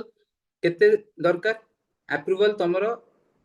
simple majority रे तमरो approval हबो। ठीक अछि। सिंपल मेजॉरिटी देखो नेशनल इमरजेंसी रे भी हमर कोन थिला ओरिजिनली कोन थिला सिंपल मेजॉरिटी थिला किंतु परे कोन करा हे गला परे सेटा को आमे माने स्पेशल मेजॉरिटी कर देले। ठीक अछि। आउ एटा केते दिन भीतर दरकार एटा तमरो 2 मंथ्स भीतर दरकार। नेशनल इमरजेंसी रे भी कोन थिला ओरिजिनली 2 मंथ्स थिला किंतु हमरो 1975 रे जो अवस्था आला ता परे ताको रिड्यूस कर दलो 1 मंथ को माने एटा सेम ही थिला एम्ति करी मन रखले मन रहि जिवो कि एठी भी सिंपल थिला सेठी भी सिंपल थिला एठी भी 2 मास थिला सेठी भी 2 मास थिला किंतु सेठी जो प्रॉब्लम हला ता पे हमें सेठी कोन कर देले स्पेशल कर देले आ एटा को 1 मंथ कर देले। बुझाला समस्त को कोन कहूची केमती मन रखिया को सुविधा हबो। Yes yes sir. तापरे जो 30 डेज हम सेठी पढी देले कि जदी भाबो लोकसभा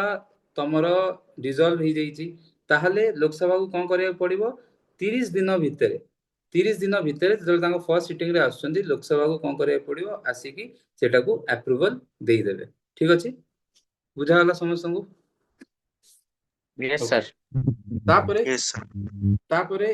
ड्यूरेशन कोन ड्यूरेशन आमे सेठी कोन देखथिले ड्यूरेशन 1 सेठी अप्रूव हे गला सेठी एग्जीक्यूटिव जेबे चाहिबो सेबे हबो ओरिजिनली सेया थिला कि एग्जीक्यूटिव जेबे चाहिबो सेबे हबो परे किंतु कोन करा हे गला कि नाइ 6 मंथ्स रे हमकु अप्रूवल दरकार 6 मंथ्स रे हमकु अप्रूवल पार्लियामेंट रे अप्रूवल दरकार एटा कुआई थिला। ठीक अछि। एठी ऑलरेडी से जिंस थिला कि तमरो 6 मंथ्स जाय चलिबो 6 मंथ्स जाय चलिबो आ एक्सटेंड करि परिबो up to 3 years with parliamentary approval for every 6 months. सेठी कोन 6 मास जाय दरकार एठी भी तमरो 6 मास जाय दरकार एठी भी तमरो 6 मास जाय दरकार 6 मास परे तमे कोन करि परिबो 6 मास परे तमे कोन करि परिबो पुनी पार्लियामेंट्री अप्रूवल रे नै कि तमे आउ थरे से जिंसटा को एक्सटेंड करि परिबो आ केबे जे एक्सटेंड करि परिबो 3 इयर्स जे। ठीक अछि। आउ ए जो एक्सटेंड हबो एटा को कंडीशन रे एक्सटेंड हबो एटा सेतो बेले ही एक्सटेंड हबो जदी भाबो तमरो सेठी नेशनल इमरजेंसी लागि कि अछि से जागा रे तमरो नेशनल इमरजेंसी लागि कि अछि कि तमरो सेठी इलेक्शन कमिशन कहउचंदी कि सेठी एबे इलेक्शन करिबाटा पॉसिबल नुह इलेक्शन कमिशन कहउचंदी कि एबे भी सेठी इलेक्शन करेबाटा इलेक्शन कंडक्ट करेबाटा पॉसिबल नुह सेही कंडीशन रे ही तमरो कोन हबो 6 मास रु अधिका तमे एक्सटेंड करि पारिबो। बुझा होला कोन कहउची समस्या। Yes sir. Okay. Yes, sir. तो आमे कोन जानले फर्स्ट कि हमर जो अप्रूवल अछि अप्रूवल टा 2 मंथ्स अप्रूवल टा तमरो 2 मास भीतर हबो 30 डेज जदी लोकसभा नाही आसी कि 30 डेज भीतर करिवो आउ हमकु री अप्रूवल दरकार सब बेले 6 मास को 6 मास 3 वर्ष रे हमें मैक्स एक्सटेंड करि परिया किंतु जो एक्सटेंड करवा ए एक्सटेंड हमें केमती करवा ए एक्सटेंड जदी सेठी नेशनल इमरजेंसी लागि की अछि ताहले नहले इलेक्शन कमिशन कहउचंदी कि एबे सेठी इलेक्शन कंडक्ट करी हबो नाही इलेक्शन कमिशन काई बिकॉज़ ऑब्वियसली हम जदी इमरजेंसी लगेइते स्टेट इमरजेंसी स्टेट सस्पेंड हि सरछि ठीक अछि सेहि पई यदि इलेक्शन न हेई परियो ताहले ही एटा एक्सटेंड हबो आ एटा केबे आस्तेला 44th कॉन्स्टिट्यूशनल अमेंडमेंट रे आसीतला ठीक अछि आ प्रेसिडेंट रूल हमें कोन प्रेसिडेंट रूल को माने रिव्यू करी हबो हां रिव्यू करी हबो एबे तमे जानो कि जुडिशियल रिव्यू प्रेसिडेंट रूल को भी एबे कोन माने को भी जिंस ऑलमोस्ट हमर सब जिंस जुडिशियल रिव्यू करी होउची ठीक अछि तो सेमती ही मन रखो आउ बी आर अंबेडकर कोन कहिथिले कि it should be a dead letter it should be a dead letter ठीक अछि डेड लेटर माने कि भाबो कि एटा नाही एटा गोटे एमितिया प्रोविजन एमिति भाबो कि एटा कॉन्स्टिट्यूशन रे नाही एटा मरि कि पडिछि जेतळे तमरो बहुत अधिक दरकार पड़िबो लास्ट रिजॉर्ट हिसाब रे एटा को यूज करिवो किंतु गवर्नमेंट कोन कले समस्या एटा को फास्ट रिजॉर्ट हिसाब रे एटा को यूज करिया स्टार्ट कर देथिले एबे टिके कमी जाईछि आगु बहुत अधिक होतला ओके तो इफेक्ट कोन रहइबो सेठी हमें देखिथिले कोन इफेक्ट एठी देखिबा कोन इफेक्ट एठी कोन हबो पावर्स की अज्यूम करिवो प्रेसिडेंट ऑब्वियसली तमरो जो एग्जीक्यूटिव पावर अछि प्रेसिडेंट अज्यूम करि नेबे ठीक अछि से यदि चाहिबे गवर्नर को से पावर गवर्नर मान जो स्टेट गवर्नमेंट रो जो पावर ता सेटा गवर्नमेंट को दे माने गवर्नर को दे देबे कि तमे जो स्टेट रो एडमिनिस्ट्रेशन अछि सेटा को तमे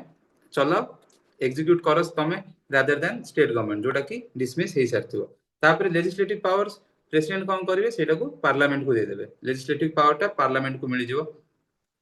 तापरे सस्पेंशन सेठी हमें कोन देखिथिले कि स्टेट सस्पेंड हबो नाही मान स्टेट गवर्नमेंट सस्पेंड हबो नाही एठी कोन हबो कि एठी सस्पेंड करि पारिबे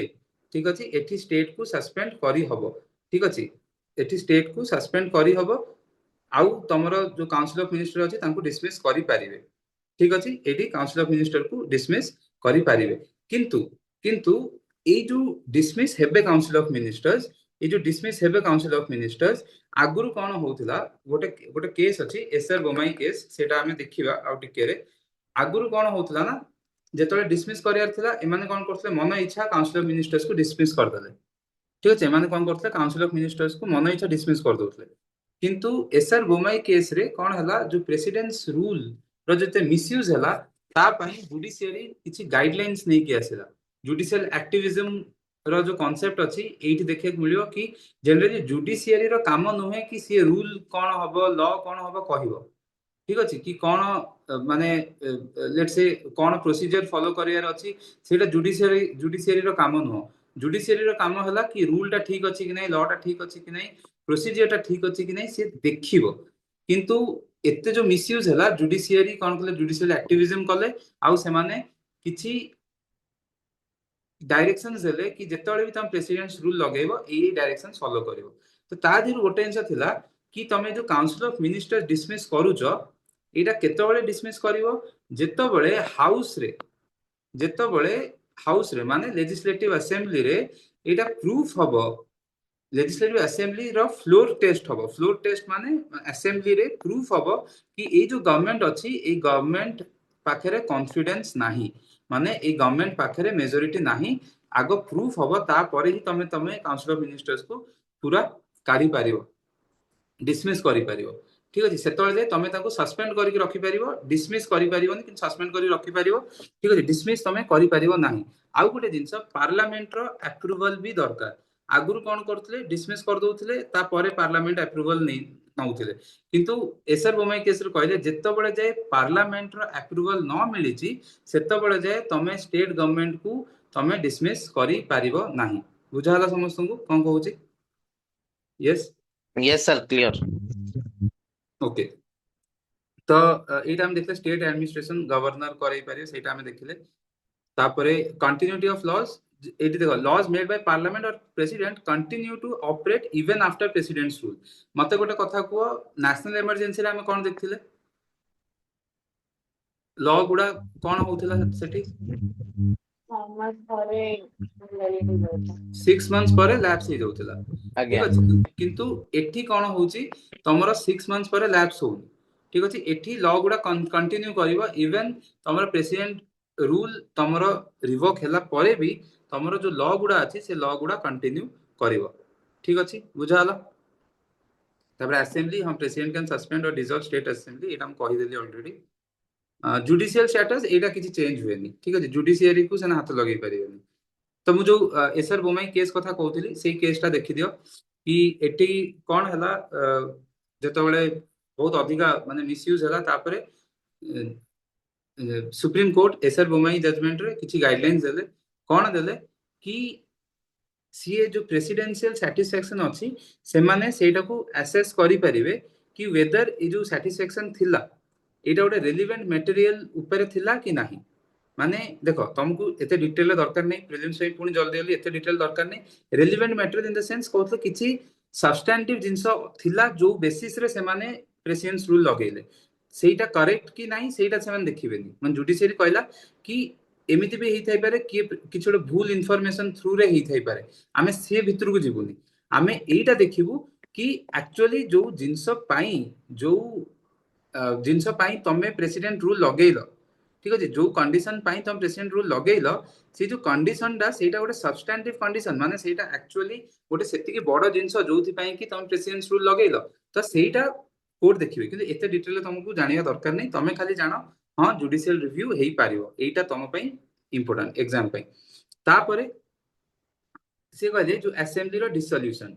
असेंबली केतबेले डिसॉल्व होबो जेतबेले पार्लियामेंट अप्रूव करि सारिबो ता परे ही असेंबली डिसॉल्व होबो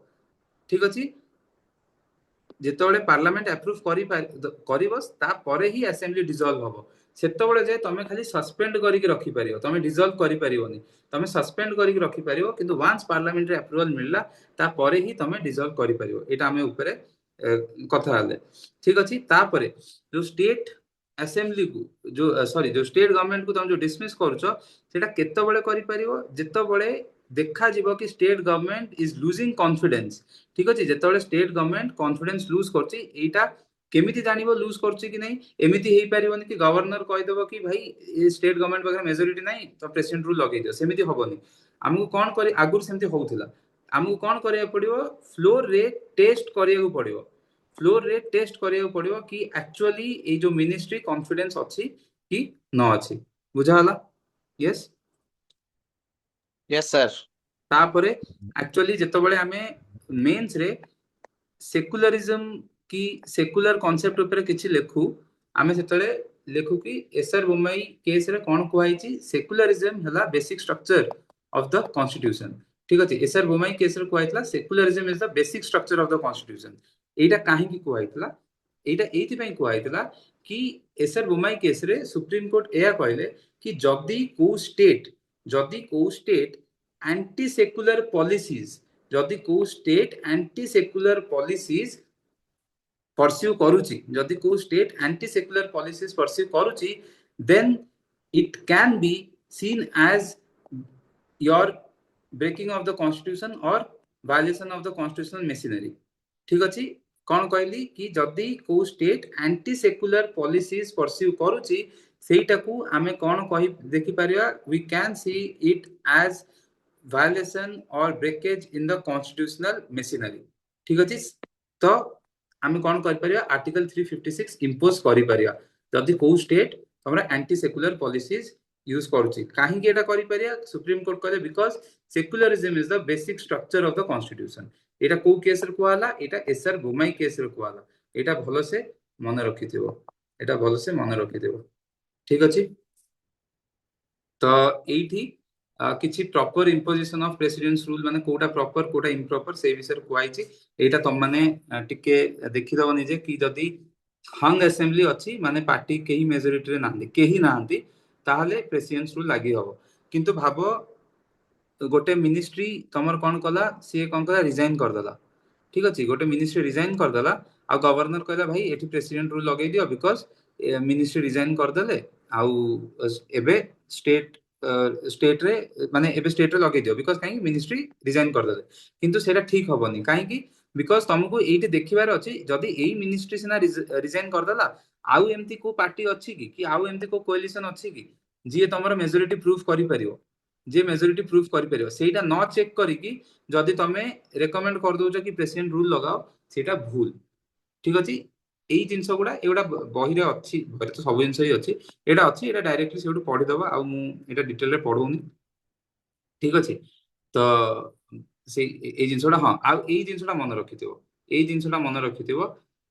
ମତେ କହିଲ କି ଯଦି ଷ୍ଟେଟରେ ମାଲ ଆଡମିନିଷ୍ଟ୍ରେସନ ହଉଛି,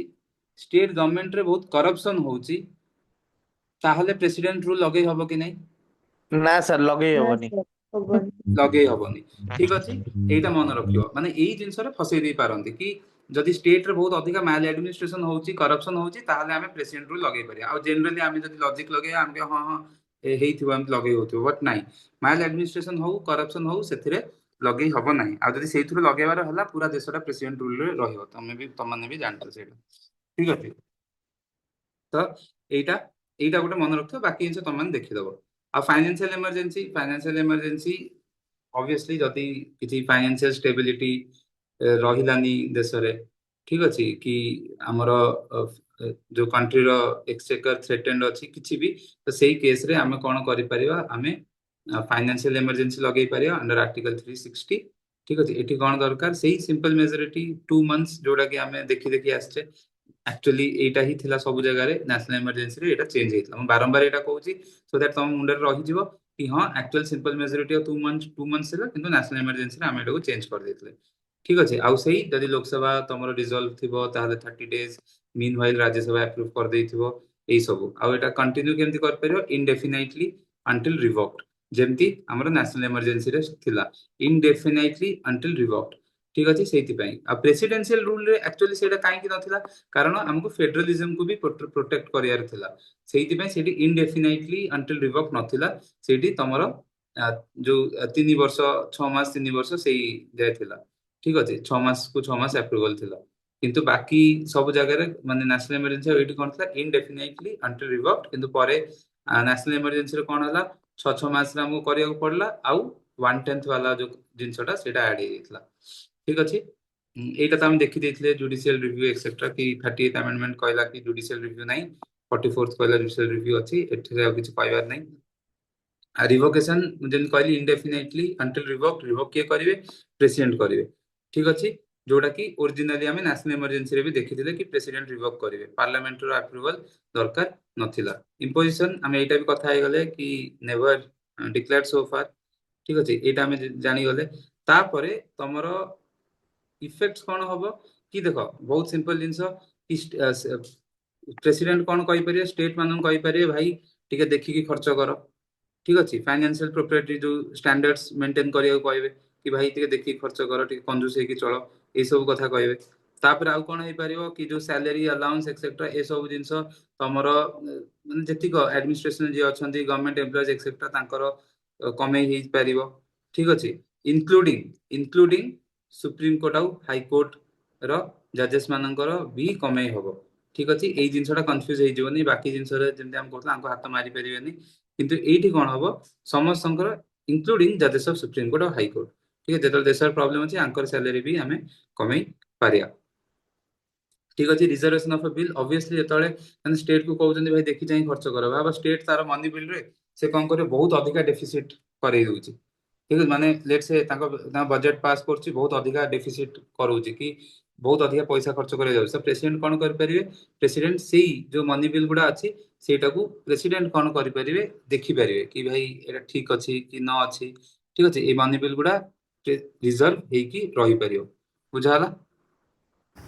So now let's discuss the questions on fundamental duties and emergency. तो ये फर्स्ट क्वेश्चन टा देखंतु, ये फर्स्ट क्वेश्चन टा कहिछि कि from which constitution suspension of fundamental rights during emergency was borrowed to Indian constitution. ठीक अछि, एटा कोन कहिछि, सस्पेंशन ऑफ फंडामेंटल राइट्स। एठी भलो से देखंतु, सस्पेंशन ऑफ फंडामेंटल राइट्स कुआइछि एंड एठी इमरजेंसी कुआइनि। द कॉन्सेप्ट ऑफ इमरजेंसी कोठु आस्थिला आमे डिस्कस कले कि गवर्नमेंट ऑफ इंडिया एक्ट 1935 रु, गवर्नमेंट ऑफ इंडिया एक्ट 1935 रु हमरो आसीथिला emergency, but suspension of fundamental rights during emergency कोठु आस्थिला, वेमर कॉन्स्टिट्यूशन, राइट? एटा मन रखिबे। ठीक अछि, नेक्स्ट ए क्वेश्चन टा देखंतु, एटा इमरजेंसी रिलेटेड क्वेश्चन अछि। एटी क्वेश्चन कोन देइछि, consider the statements in respect of fundamental rights during times of emergency माने इमरजेंसी बेले फंडामेंटल राइट्स रे कौन इंपैक्ट हुए सेटा पचारछि during the times of emergencies the enforcement of all fundamental rights may be suspended all fundamental rights suspend हुए कि नाई आमे देखिचे कौन 20 आउ 21 एटा सस्पेंड हो पारिबनी आमे एई फंडामेंटल राइट्स पाई आमे कौन कर परिया आमे कोर्ट जाई परिया 20 और 21 तुम सस्पेंड हुए तो ये ऑल देइछि तो यहाँ भूल हो तापर नेक्स्ट देइछि there is a provision for moving to court for enforcement of fundamental rights नहीं आर्टिकल 359 रे कौन हुए माने जनरली यहाँ कौन अच्छी कि आप कोर्ट मुव करें आपंकर कोर्ट जो right to move to the court suspend कराई जाए तो कोर्ट मुव करें किंतु हाँ आर्टिकल 20 आउ 21 यही दुईटार इम्प्लीमेंटेशन आप जापरें बट नहले आप जापरें तो इन जनरल यहाँ भूल हम तापर देखिए right to protection in respect of conviction for offences can not be suspended तो ये कौन कही protection in respect of conviction of offences can not be suspended ता माने एटा ऑब्वियसली आम जानीचे कि आर्टिकल 20 एटा सस्पेंड करी हबनी ता माने एटा ठीक अछि तापर कौन कही right to protection of life and personal liberty can not be suspended एटा भी आम पढ़ी कि आर्टिकल एटा कौन आर्टिकल 21 एटा भी सस्पेंड हो पारिबो नाही ता माने 3 और 4 ठीक अछि 1 एंड 2 भूल अच्छी तो से पचार which of the statements are correct तो ये आमर कौन हम 3 और 4 ठीक अच्छे माने डीटा ठीक हम ये आउ गोटे मुझे आप ट्रिक कहि देखो यहाँ बहुत गुड़े क्वेश्चन आपको देखा मिले ये ट्रिकटा मन माने टे बुझी जातु ये कौन कही कि आमर इमरजेंसी बेले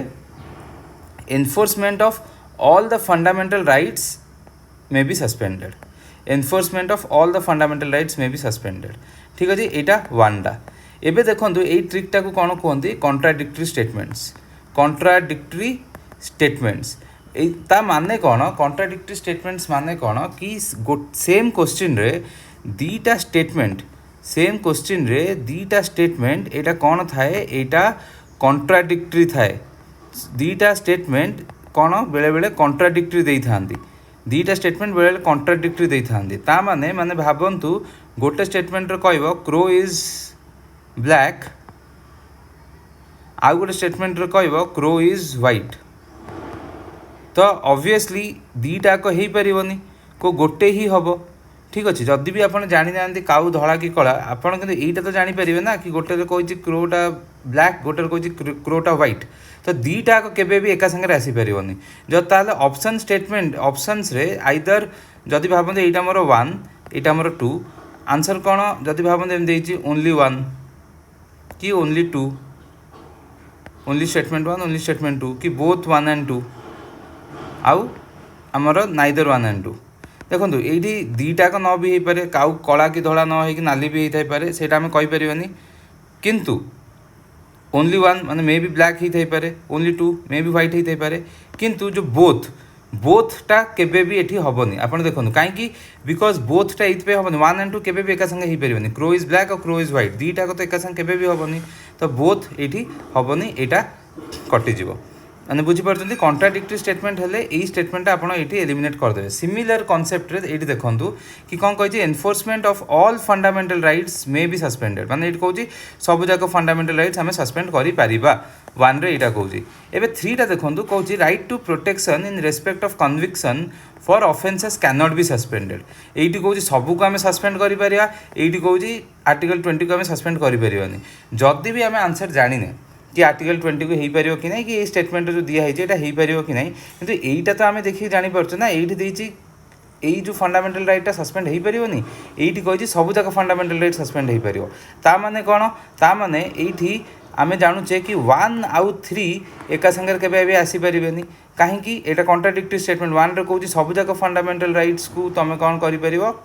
सस्पेंड करें एटी कहूँ आर्टिकल 20 को सस्पेंड करहबनी तो 1 एंड 3 केबे भी एका संगे आसबेनी ठीक है जब 1 एंड 3 एका संगे आसबेनी आमर ये एटा एलिमिनेट होगला एटा एलिमिनेट होगला तापर देखो पुणी कही right to protection of life and personal property can not be suspended तो ये कौन है ये पुणी आपन को कौन कहूँ आर्टिकल 21 विषय कहूँ आर्टिकल 21 टा सस्पेंड हो पारनी तो इवेन तो आम आंसर जाने आम आर आ विषय जाने आम तो यहीटा कि जानते ना ये कौन सब जगह सस्पेंड हम ये कौन आर्टिकल 21 सस्पेंड हो पारे यही दुईटा भी कन्ट्राडिक्टरी हम आगुरी आम कौन देखो 1 and 3 कन्ट्राडिक्टरी 1 and 3 एका सागर आसपारे एवं आम कौन देखो 1 and 4 कन्ट्राडिक्टरी 1 and 4 एका सागर आसपारे तो ये कौन हम 1 and 3 कटिज आउ 1 and 4 कटिज यही दुईटा तो कन्ट्राडिक्टरी स्टेटमेंट ही कटिगला ठीक अच्छे एवं जदि भी आप जानी नथिले आंसर आप 50-50 आराम से पहुँची पारि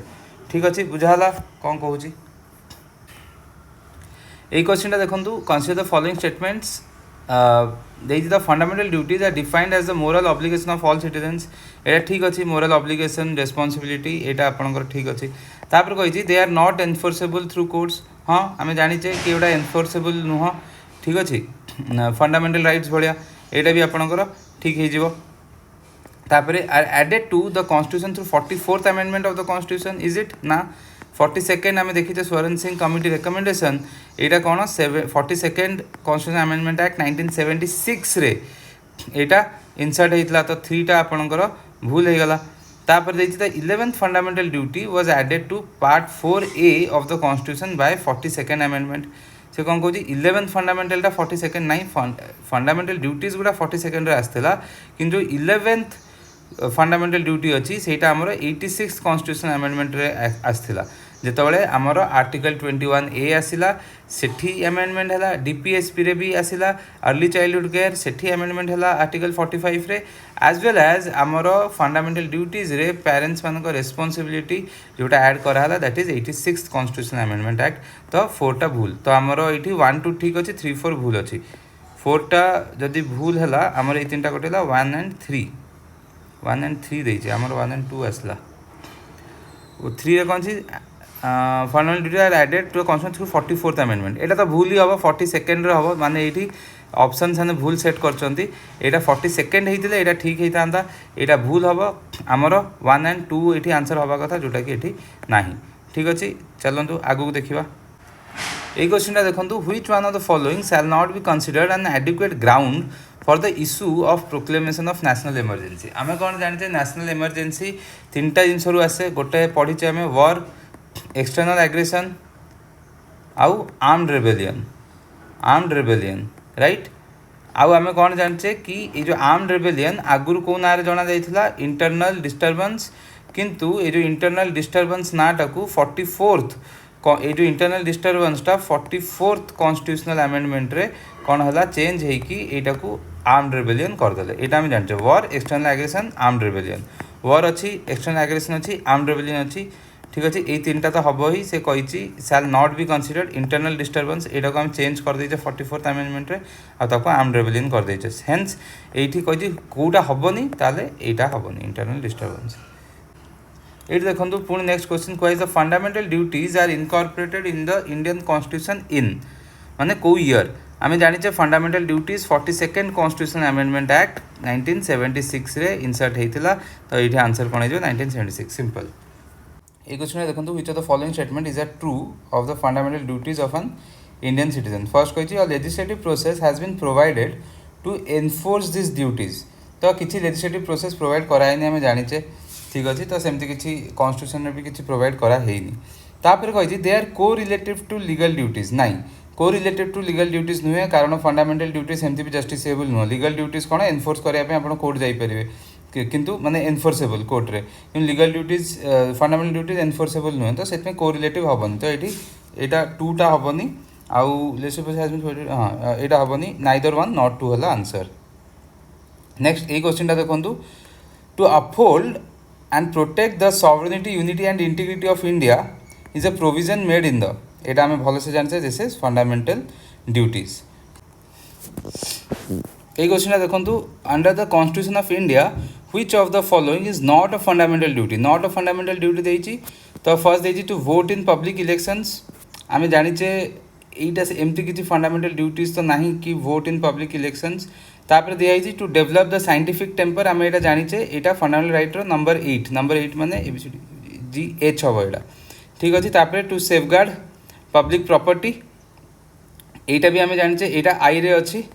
ठीक अच्छे to abide by the constitution and respect its ideals ठीक अच्छे यहाँ भी आम जाने यहाँ ए रे अच्छी तो এই তিনটা আমার ফান্ডামেন্টাল ডিউটিজ বট এইটা আমার ফান্ডামেন্টাল ডিউটিজ নুহে তো এইটা হব আনসার আপনার এটা কোন কুহাଯାଇଛି consider the following statements in respect of financial emergency under article 360 of the Indian constitution এইটি ফার্স্ট কইছে proclamation of financial emergency issued shall cease to operate at the expiration of 2 months unless before the expiration of that period it has been approved by the resolution of both the houses of the parliament মানে এটি simply কହୁଛି যদি গোটে financial emergency impose ହେଲା ସେଇ ଏମର୍ଜେନ୍ସିଟା seize ହେଇଯିବ ମାନେ ସେ ଏମର୍ଜେନ୍ସିଟା ଯେଉଁ ପ୍ରୋକ୍ଲେମେସନ୍ଟା ଲ୍ୟାପ୍ସ ହେଇଯିବ ଯଦି ଆମେ 2 ମାସ ଭିତରେ ପାର୍ଲାମେଣ୍ଟ ତାକୁ ଆପ୍ରୁଭ୍ ନ କରିବ ଏଇଟା ଆମେ ପଢ଼ିଛେ କି 2 ମନ୍ଥs ଭିତରେ ଫାଇନାନ୍ସିଆଲ୍ ଏମର୍ଜେନ୍ସିକୁ ପାର୍ଲାମେଣ୍ଟରେ ଆପ୍ରୁଭ୍ କରିବା ଦରକାର ଆଉ ଯଦି ଲୋକସଭା ସେସନ୍ରେ ନଥିବ ତାହେଲେ ଲୋକସଭା ସେସନ୍ରେ ଆସିଲା ପରେ 30 days ଭିତରେ କରିବାର ଅଛି ଏଇଟା ଆମେ ପଢ଼ିଥିଲେ ତ ଏଇଟା ଠିକ୍ ଅଛି ତାପରେ if any proclamation of financial emergency is in operation it is competent for the president of India to issue direction for the reduction of salaries and allowances हाँ president आपनको direction देई परिवे reduction of salary और allowances ପାଇଁ of all or any class of person serving in connection with the affairs of union but excluding the judges and supreme court and the high court ଦେଖନ୍ତୁ ଏଇଟା ମୁଁ clearly କହିଥିଲି ଭିଡ଼ିଓରେ କି ଯେତେବେଳେ discus କରୁଥିଲେ କି प्रेसिडेंट कहार भी सैलरी एक्सेट्रा कमी पारे इंक्लूडिंग द जजेस तो ये ऑब्वियसली आमर सेकेंड पार्टा कौन हम ये भूल हो कारण ये कही एक्सक्लूडिंग द जजेस यहाँ भूल हो खाली वन टा ठीक हम ओनली वन हम आंसर ये ठीक अच्छे ये आउ गोटे क्वेश्चन देखो the term of the Lok Sabha can not be extended under any circumstances can be extended by 6 months at a time can be extended by 1 year at a time during the proclamation of emergency can be extended for 2 years at a time during the proclamation of emergency आम एटा भल से पढ़ीचे कि आमर जो लोकसभार tenure अच्छी सेटा bye 1 year आम extend करि परिया जेतले इमरजेंसी आपनकर इंपोज होईची तो एटा आंसर आपनकर 50 रो एटा सी टा हबो एटा आम डिस्कस करि दैछे So, एटा थिला class 6 of the marathon series on Indian polity for OPSC prelims. आगो को आउरी भल video आसीबो. Stay tuned. Thank you. जय जगन्नाथ.